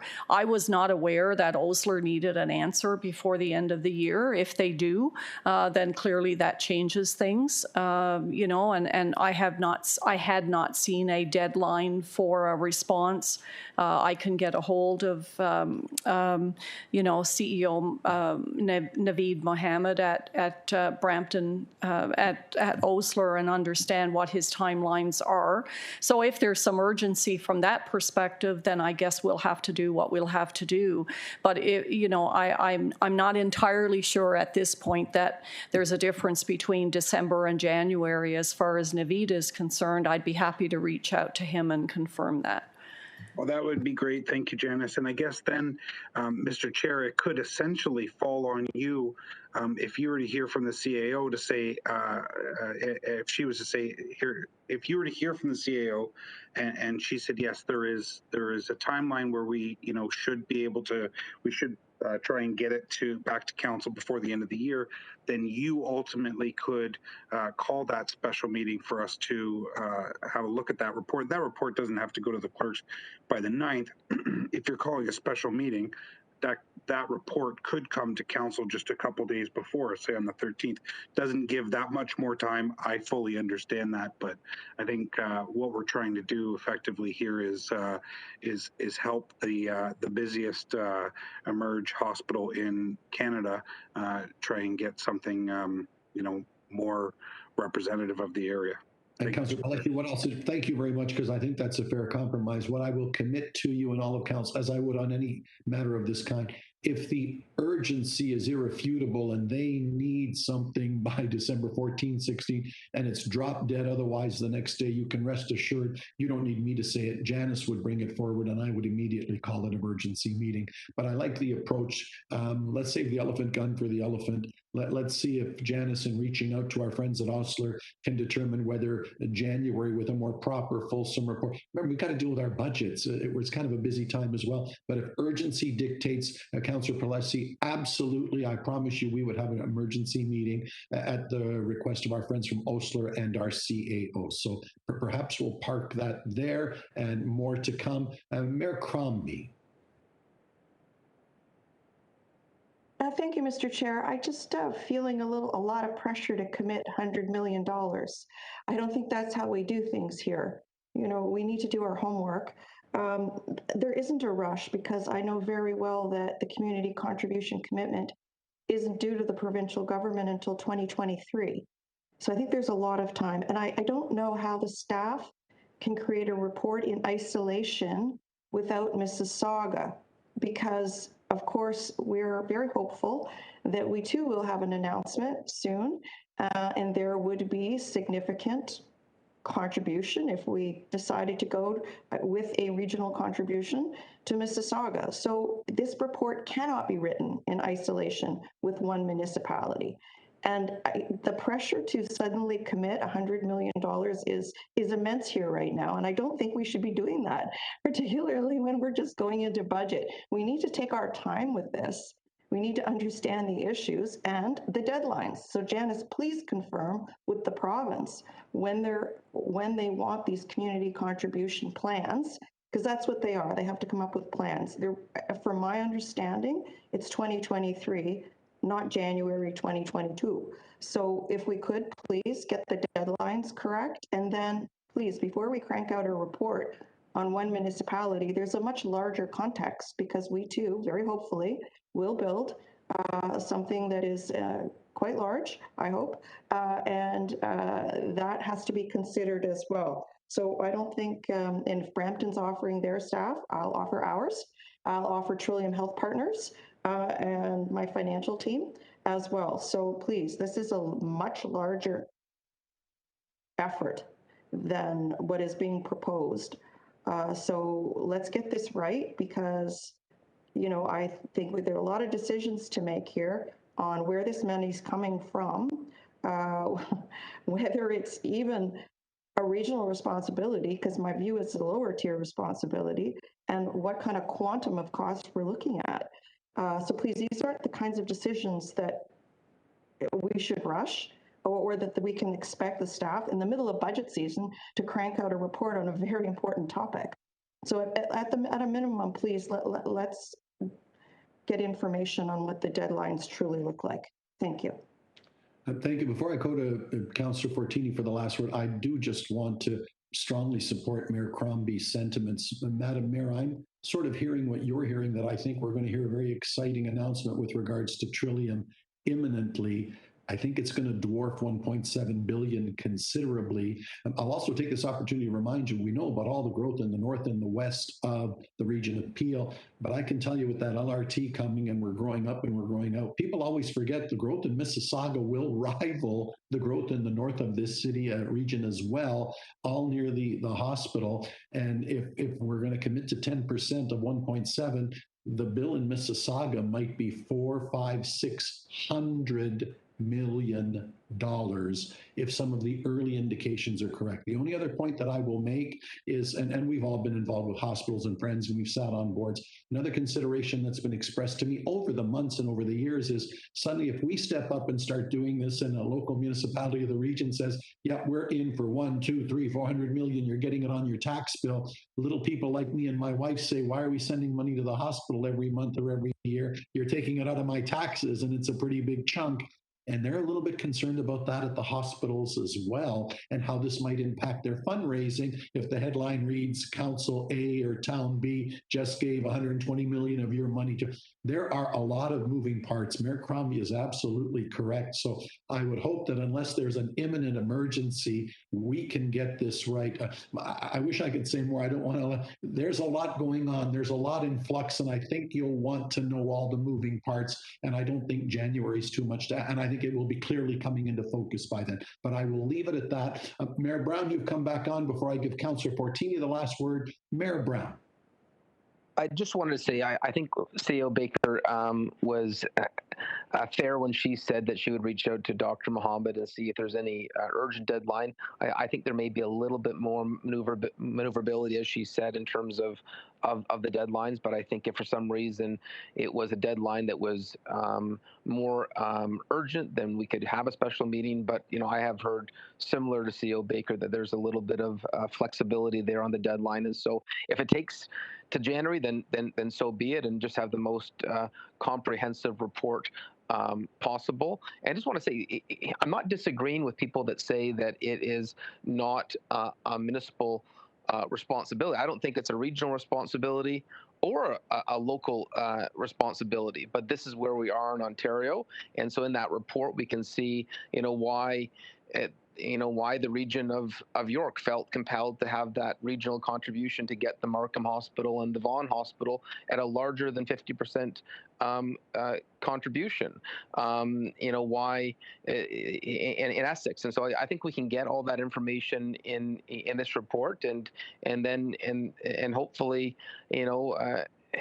hopefully from this will come both advocacy and solutions for how we finance the immediate healthcare needs in Peel Region. And just to say, there's a lot coming down the pipe. And so you talk about Trillium in Brampton, obviously the building a hospital on the decommissioned site of the old Peel Memorial that should have happened 15 years ago is the first, shoe to drop. But there's also going to be the planning grant that we're expecting for the third hospital in the northwest quadrant of the city. And so this is the first ask, but I know there's going to be a Trillium contribution. There's going to be the need for what will eventually come to be a larger hospital in the northwest end. So, there is some significant responsibility that is being dropped on our backs on a local level. And so I think when those say, what is the significance of this? I know the hospital folks believe there was a regional contribution that was made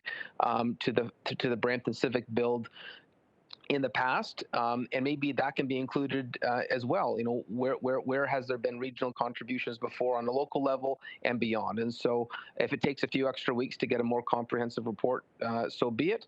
I think everyone is saying the same thing, and I look forward to getting this information so that we can serve our residents to the best of our abilities to make sure we can capture provincial funding that is on the table, whether it's in Mississauga, Brampton, or Caledon. Patrick, well said. And before I go on, I have a motion from Mayor Brown, seconded from Mayor Crombie, that we go beyond 3:30. Are there any objections? All in favor? That is carried. Thank you. Councillor Fortini, last word to you. Thank you, Chair, and thank you, everyone. I just want to ask a couple. So, are we allowed to use development charges for a hospital? Good question. Through to the CAO. No, there are no DCs being collected for hospitals. There used to be, and I would have to go back and research the exact date when those DCs were discontinued. I think Councillor Sado referred to it earlier in her comments. So there was a time when hospital DCs were collected, but hospitals are no longer an eligible expenditure. They should be, but they are not for development charges. I agree. What about development? When a developer gives money, it doesn't go towards the hospital. It goes towards furniture, parking, or anything else to do with a hospital. It's got nothing to do with the 10%. Am I correct?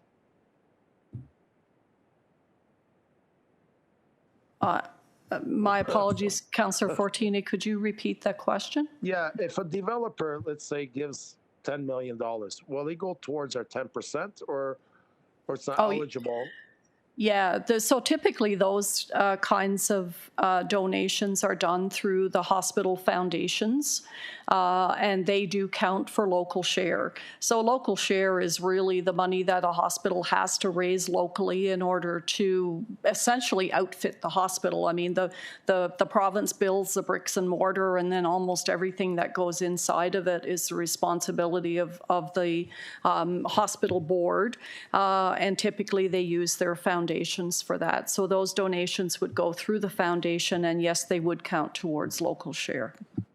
Yeah, and I thought that because the development charges got canceled in 1996. I did a lot of research on this, and I appreciate that. Councillor Pelleshi raised a lot of good points, and I'm going to be raising a task force at the city of Brampton. I know Councillor Wellens, Doug Wellens, has done a lot of tremendous job trying to raise money, and Councillor Medeiros and myself. So I'm going to bring that forward. I'm a little bit disappointed, when we keep talking about Trillium. And the reason that Trillium is so busy is because our hospital doesn't have the room. So when you come to the door, you don't stop people and say, hey, well, you're not from Mississauga, I'm sorry, you got to leave. They're from Brampton, they could be from Caledon, they could be from Georgetown, they could be from Caledon.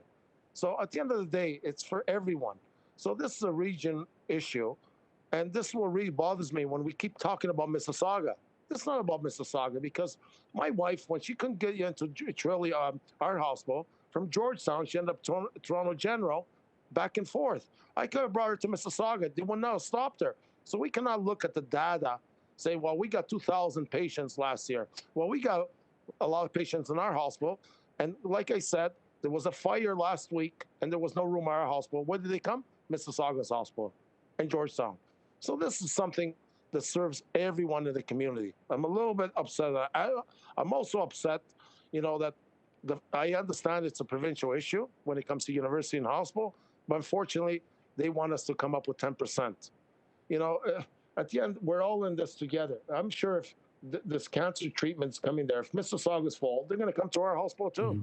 So this is a regional that affects everyone. Healthcare is a very important thing. And, we're going back and forth. We're looking at other things, but when it comes to healthcare, seniors and everyone, we're playing around with little games. So I'm okay with coming back with a report, but I don't want to hear, well, Trillium is getting so much and Brampton's getting so much. It doesn't matter who gets what, because at the end of the day, if our hospital is full, I'm just going to go somewhere else. And now all the residents will go somewhere else. So I'll wait for the report to come back. I know this was a quick thing, and I know you want to set up a meeting. I will set up a meeting with yourself and also maybe with people with Trillium and Councillor Wellens and Councillor Medeiros, since I second the motion, and see how we can work on this and get this moving forward. Because at the end of the day, we're all in it. This is for the residents. It's got nothing to do whether it's Mississauga or Brampton or Caledon. So I'll wait for the report and hoping we could call for a special council meeting maybe earlier. Thank you. Pat, thank you very much for your very heartfelt comments, and rest assured we're all in this one together for the marvelous point that you made. Nobody's looking at boundaries when they need a hospital. Well said. With that, again, thank you, Councillor Fortini. I'm going to have you move the motion and perhaps Mayor Brown second it. And when the clerk tells me is the most appropriate format would be to move receipt of 12.1 and referral to staff of 22.3, please. As I said, as moved by Councillor Fortini, seconded by Mayor Brown. Is anybody opposed?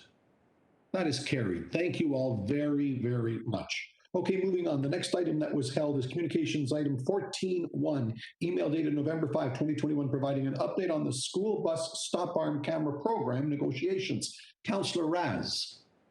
Thank you very much, Mr. Chair. And I really just want to give a big shout out to all the staff working on it and to Bus Patrol for persevering. As we had a very engaging debate previously, we knew this wasn't going to be easy, but nothing was insurmountable. So I just want to say a sincere appreciation to staff.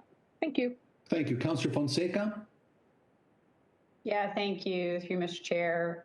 Just very, very briefly echo exactly what Councillor Ross has just said, and thank you. I know that there's a lot of staff, many, many hours, many, many months of work that have gone into this, and so to get to this point at this date, a big thank you out to staff and also to the councillors that sat on the committee. So thank you very much. Thank you. So receipt's been moved by Councillor Rass, seconded by Councillor Fonseca. Anybody opposed? That is carried. Moving on. Item 17.1, Affordable Housing Incentive Pilot Program 2021 Update and Results. Councillor Fonseca.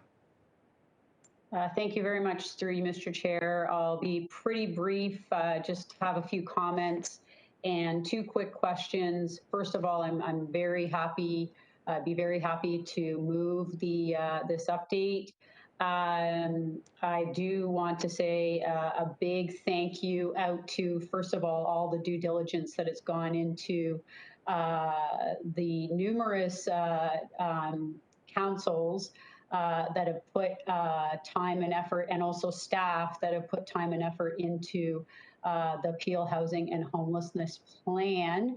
And to this pilot project, it's just, I think this is actually a very special day. And looking at the three chosen programs for the pilot, one underway and under construction right now, and two that are in the works to begin construction in 2023.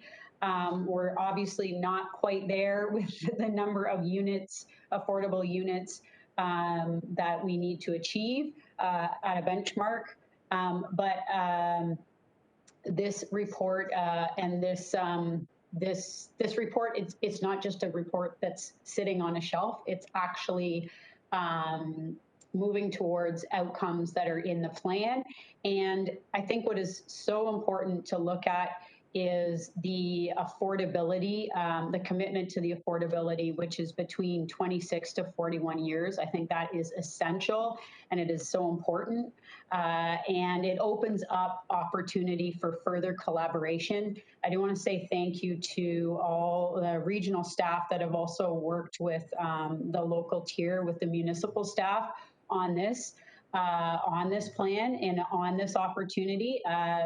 It's essential if we do want to make our goals in terms of reaching affordable housing, affordability and affordable housing targets that we have in place. And I just had two quick questions. Is there anything further that would be required from, for example, myself? One of the projects is in Ward 3. Is there anything further that's required in terms of at the local tier? That's my first question. And then the second question is, when will the next update be provided to Regional Council?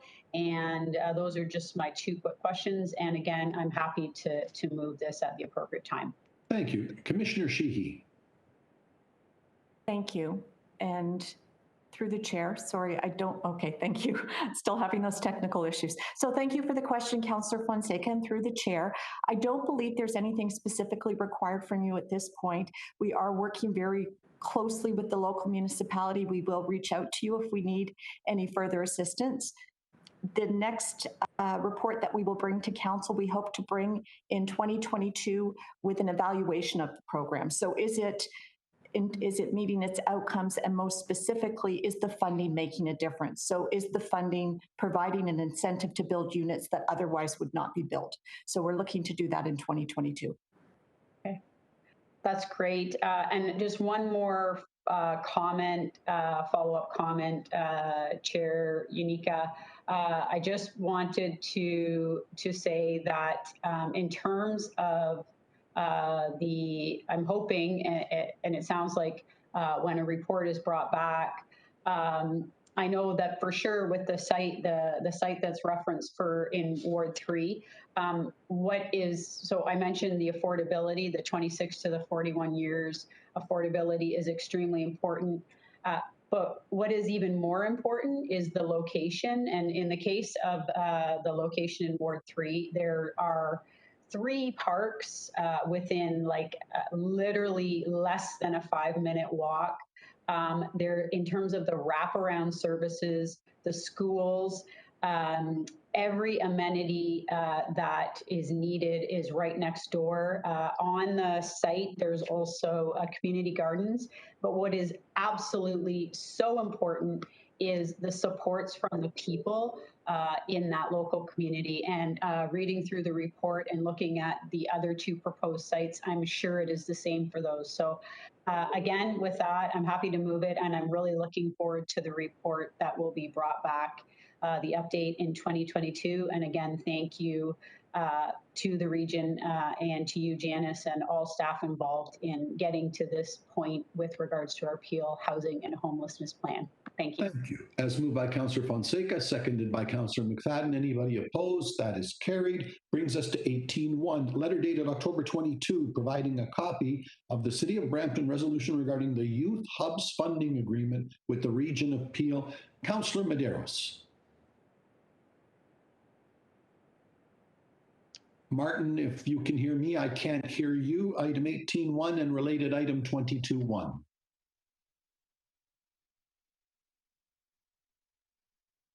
Again, Martin, I can't hear you if you're trying to get through on your item. What I'm going to do, Martin, is that you?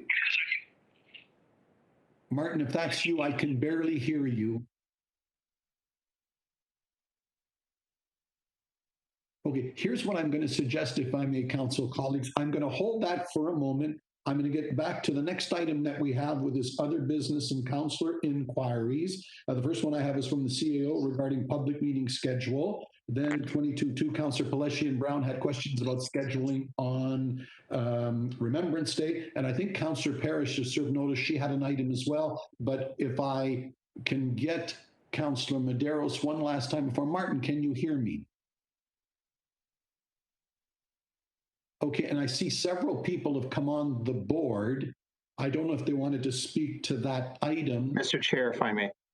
Go ahead. Good. So let's deal with respect to Martin. Why don't we try to carry on? If my colleagues in Brampton can carry the fort, I will carry on this item, 18.1, with respect to Councillor Medeiros. Councillor Vicente. Thank you, Mr. Chair. With respect to the report, very happy to see this report come forward. And I know Councillor Medeiros is working behind the scenes with staff and with the members of council in the City of Brampton with respect to these hubs, which are an incredibly positive addition to the City of Brampton. And so both Councillor Santos and myself would be very happy to move the recommendation forward. Thank you. Thank you. I have Councillor Parrish.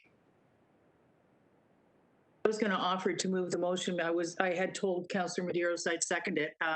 As everybody knows, the Malton Hub is coming along beautifully. There's a lot of excitement by all kinds of social agencies that this is the way to handle kids in underprivileged areas and give them opportunities. So I would have been happy to move the motion on Councillor Medeiros' behalf, as I was going to second it. But if you've got two Brampton movers and shakers, I'm good with that. Thank you. Councillor Raz. Very much, Mr. Chair, and I just want to confirm that the funds from the region are going to be used for capital, and there will be no asks for operating. If staff can confirm. Commissioner Sheehy. Yes, thank you. That is my understanding. Thank you for the question. Thank you. Thank you. Councillor Santos. Thank you so much. And through you, Mr. Chair, I know that Councillor Medeiros really wanted to speak on this and obviously is very supportive. And so thank you, Councillor Parrish, for suggesting that. Councillor Vicente and I second that. Century Gardens is located in wards 1 and 5. So happy to second. Thank you. Sorry, Unica? Yes, Martin, go ahead, please. Yeah, my apologies, and just recognizing all the work from staff, and I do want to recognize Councillor Parrish, because essentially we rode her coattails, and when she came up with the idea, and recognizing the great work from Councillor Santos and Councillor Vicente in getting this implemented at the City of Brampton. And thank you to all my colleagues at Brampton, Caledon, and Mississauga, because this is a unique concept. And but I do want to recognize Councillor Parrish's leadership on this. And thank you to regional staff for implementing it, because this is not part of our core business. And I remember the apprehension before, and it's great to see how we got to this stage. So thank you. Martin, well done, and kudos to you. A very creative solution to a need that we certainly know is there. So well done to all. Clerk tells me Councillor Vicente can move and Councillor Santos will second and receive 12.1. Is there anybody in objection? That carries unanimously. Well done. That brings me to items for communication, other business, Councillor inquiries, 21.1 from the CAO, an update regarding the public meeting schedule for November 18th. Janice. Thank you, and through you, Mr. Chair. And this is really a follow-on to a discussion that was had at the Policies and Procedures Committee. So the clerk and I were looking at the council direction with respect to the conduct of the public meeting on the bylaw related to the composition of council. And there was a suggestion that we needed to, or that we would engage a third party or a consultant to chair that meeting. I think on putting our heads together and recognizing that really the role of the chair is strictly procedural, and there really isn't anything beyond just simply conducting the meeting. We proposed to the Policies and Procedures Committee that in fact I would chair that meeting along with the clerk and simply conduct the public meeting. So the committee was in agreement with that. However, because of the prior motion that was passed by council, I think we would need agreement or a resolution from council. Catherine can correct me or confirm if a resolution is needed, if council is agreeable to us making that change to the meeting program. Very good. And perhaps before I turn it over to the clerk, on the broader issue, I've declared a conflict, but you're just talking about formatting and the scheduling, so I think the clerk told me I'm clear. Madam Clerk, what resolution do you need at this time? I believe that we just need direction that the CAO's proposal satisfies the resolution that was passed by council at the previous meeting where we discussed composition of council. Okay, so why don't we have that moved by Councillor Parrish, seconded by Mayor Crombie. Does anybody object? Seeing nobody speaking to it, that carries unanimously. Thank you. Councillor Paleshi, I acknowledged you earlier about other business with regards to the scheduling of regional matters, I believe on today on Veterans Day. Councillor Paleshi.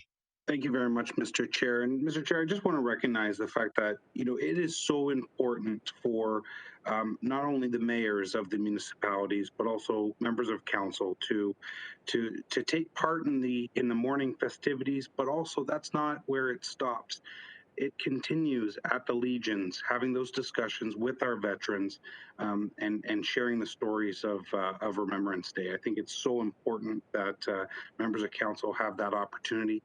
But in particular, Mayor Crombie, Mayor Brown, Mayor Thompson, it is so important for those mayors to be seen at the Legions and hearing the stories. And I think that's a huge part of Remembrance Day. So I just wanted to kind of have this discussion here with the opportunity maybe that in the future something like this not happen again, where we do have regional council. I know regional council and business is extremely important, but on this day of remembrance, it is equally as important to show our veterans that we care about them so much for their sacrifices and what they've done. So I think it's important for us to have this discussion, open it up to any other members that would like to discuss this and the possibility of a motion to go forward to not have regional council business on days of Remembrance Day in the future.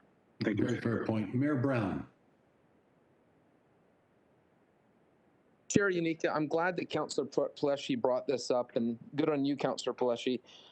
I really struggled with this. I didn't look at the calendar to see that we had the regional council meeting today until it was too late last week to alter the calendar. But I just find it's not respectful to our veterans to have a regional council meeting on November 11th. I had to go after the Remembrance Day ceremony to say a few words at both our two Legion branches in Brampton, and there I was with my phone in one ear, shaking hands and thanking veterans while I'm trying to attend to a regional council meeting. Apologies, Councillor Dillon, when you brought your item up, I was a little bit distracted because literally I was having two conversations at once. I want to make sure, and as we speak right now, there's still gatherings going on for Remembrance Day as we speak, and so it's unfortunate how this happened, and I think it should be a general policy that this is a week that we don't have a regional council meeting. We have to be able to adapt better. This is just one day of the year that I think is so significant, and when I explained why I had my phone in my ear, I can tell you the veterans at Branch 15 and 609 were shocked that we even had a regional council meeting today. So we have to do better in future, and hopefully this can be corrected so it doesn't happen again. Well said again. Councillor Demerla. Thank you, Chair. I think it's a valid point, and I support it. I don't know that we need a motion, though. Perhaps it could just be direction to staff, because I don't know when the next time it'll be on a Thursday again. I guess this might happen once every 5-6 years, but it's a really good point, and let's try and do better. But I think just direction might be fine. Yes, thank you. Councillor Pelletier, again, did you have something? Yeah, and Mr. Chair, this really, it goes back to council effectively. We review our schedule, and so this doesn't go on any member of staff or anybody that's scheduling anything. It all comes back to us. So I think in the future, when the schedule comes before us, maybe just the request to staff is to showcase, to highlight November 11th as Remembrance Day, to give us the nudge at that point to say, hey, listen, this is what you've said in the past. November 11th is a very special day, and we won't be holding regional council meetings on that day next year and go forward. Thank you, Mr. Chair. Michael, thank you very much for saying that. You're right. We do approve our schedules a year in advance, and it's ironic. I'm beating my brains out. I'm trying to remember if this has ever happened, and I can't remember it happening. I'm sure it must have, and yet it's never befallen us, number one. Number two, I blame myself. I look at the agenda a year in advance, and there's times I've mentioned to you, oh, I see this meeting is on this day, but Good Friday's the next day. I see this meeting is before Labor Day. Do you want to consider? And I missed it, where I would have said, oh my God, we have a meeting on Labor Day. Then what conspired against us, again, not blaming staff, ourselves, as you all know, going back to September, our committee and council agendas have been rammed. Next week is committee. We're having a special council on the Constitution of Council. We're talking about emergency meetings about hospital matters. Can we squeeze in another budget meeting? I think there's a good chance we may be having a meeting in the 20s of December. I've scheduled that and put it aside. So then our agenda conspired against it, that there's just so much. The planning committees, Councillor Parrish has been scheduling. We had to defer one. The next one had to start. There's just been so much, and it was, how do we eliminate this date and get our business done? But all that to say, a lesson learned, and I think the direction is one of, in the future, a year in advance, we're going to make sure this doesn't happen again for all the reasons that have been given. Councillor Fortini. Yeah, thank you, and thank you to Councillor Pelletier for bringing this up. I sent an email in October about this, and I guess it was scheduled, but I thank him for bringing it forward. Yeah, it's disrespectful for them, and I think, even staff, everything's closed, and, we got to, look at the veterans and remember saying we got to rush from one place to another. So hoping next year things will be more coordinated, and hoping we don't have another regional council. So thank you. Well said, and lesson learned on the part of all of us from the chair on down. Thank you. Okay, with that, we've dealt with all of the staff presentations, communications dealt with, items work, turning the page. The bylaws, Madam Clerk, I think I'm over to you for the bylaws. Yes, thank you. I Motion moved by Mayor Brown, seconded by Councillor Demurla, that the bylaws listed on the November 11th, 2021 Regional Council agenda, being bylaws 60-2021 and 63-2021 inclusive, be given the required number of readings, taken as read, signed by the regional chair and the regional clerk, and the corporate seal be affixed here thereto. Any objections? Hearing none, carries. Thank you. Okay, and before I carry on, and I see Mayor Thompson's hand up, but let me, before Madam Clerk, I get you, as I would normally say now, to bring us home and round out the meeting. I think all of my council colleagues are aware that is the last time I will be saying this to you, because this is your last regional council meeting. And so on behalf of myself and my colleagues, boy, we credit you for the work that you've done. You've just been a staple here at the Region of Peel. Your calm, stable manner, you're a walking encyclopedia to us. You're our Wikipedia and understanding where we've been and where we're going. And then you're just so marvelous at digesting that information for us and understanding how we stay on the right path. And on a personal note, you've been invaluable to the chair, as I say, as that font of information and institutional knowledge. But then you're just marvelous guidance and how do we make this work and move forward. So you will be sorely, sorely missed. I know you're off to greener pastures. You've gotten quite an opportunity in moving on to the school board. And so I take a little bit of comfort in knowing they kind of made you an offer you can't refuse, because that's an exciting opportunity you have. So that mitigates the pain a little bit, but it's painful nonetheless. So on the assumption that Mayor Thompson was on a similar theme, I'll acknowledge him now. Thank you, Mr. Chair. And I did want these exactly is where I was wanting to go. Is I want to thank Catherine for this, holding the steady hand on the keel. You've held many positions at the Region of Peel, and you've sure been a huge asset. We wouldn't be where we are today if it wasn't for you. And I want to thank you for the guidance and the advice that you've had for me over the years, along with my counselors as well. But Catherine, you're going to be a huge loss to us. But our loss is going to definitely be the Peel Board's gain, and definitely I do know they need a lot of help right now. So I am so grateful that you're there to help them get on track where they need to go. And it's a big board, and there's a big responsibility. But I can't think of a better person to do that. But on the other hand, is you've definitely left us. It's going to be a big loss. But even when you've stepped out of your position to help in other portfolios, I think you've left a really good farm team behind you that I do know that we got a good depth in your department, that we're going to be in good hands going forward, but we're sure going to miss your style, your demeanor, and just your ability on how you deal with things. So you're going to definitely be missed, but thank you for everything you've done for us. Thank you, Councillor Daskell. Councillor Daskell. Thank you through the chair, and I just wanted to echo some of the sentiment that the chair had, and also Mayor Thompson. Catherine, I just wanted to say, wishing you all the very best. It looks like indeed you got an offer that was too good to refuse, but at the same time, you will be missed. I will miss our chatter as well. Pre-COVID, when we were actually able to gather in person, and as a first-term councillor, again, some of your insight and some of your counsel was invaluable. I just wanted to say thank you very much. Thanks for all that you've contributed, especially to the Ward 1 office in Mississauga. It's been very much appreciated, and wishing you all the very best and greenest of pastures ahead. Thank you, Councillor Demurla. Thank you, Chair. I want to express both my congratulations to Catherine and wishing her the very best, but also a big thank you for all of your support. It's just been marvelous working with you, and so calm at all times, completely unflappable. And, sometimes things go so fast around here, and you're just always in command. So good luck, and we will miss you. Thank you. Thank you, Councillor Palleschi. Thank you very much, Mr. Chair. And Catherine, it's been such an honor to work with you since 2014, and knowing that the work that you did with the region and before that, it's really just been a fantastic experience, the wealth and the knowledge that you have. it's no secret that I continue to try and abolish the school boards and amalgamate them into the municipalities. And I'm just going to work harder now to do it so that we can get you back. Thank you, Mr. Chair. Thank you. Councillor Sato.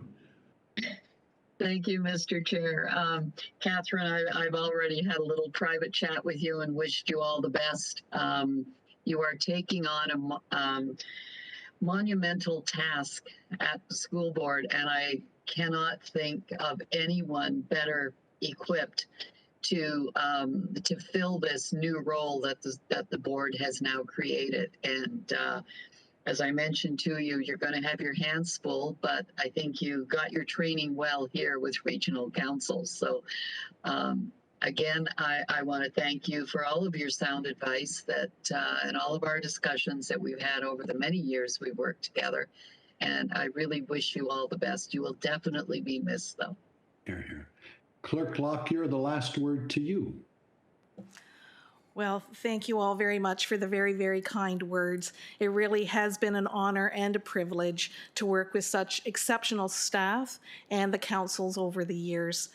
The council's vision of a community for life is definitely achievable with all of your efforts and the efforts of the amazing staff. They're also professional, capable, and caring. So I wish you all well with all of the efforts. And really, I thank you for allowing me to be part of the tremendous achievements of this organization. It really has been a pleasure to serve. So thank you all very much. Well said. And so, Madam Clerk, for the last time, what other matters do you have before the chair? We have the confirming bylaw, moved by Mayor Thompson, seconded by Councillor Dasco, that the bylaw 64/2021 to confirm the proceedings of Regional Council at its meeting held on November 11th, 2021, and to authorize the execution of documents in accordance with the Region of Peel bylaws relating thereto, be given the required number of readings, taken as read, signed by the regional chair and the regional clerk for the last time, and the corporate seal be affixed here too. Thank you. Does anyone object? That is carried. And finally, a motion to adjourn from Mayor Thompson, seconded by Councillor Kovac. All those in favor? That is carried with thanks to all, and particularly you, Catherine.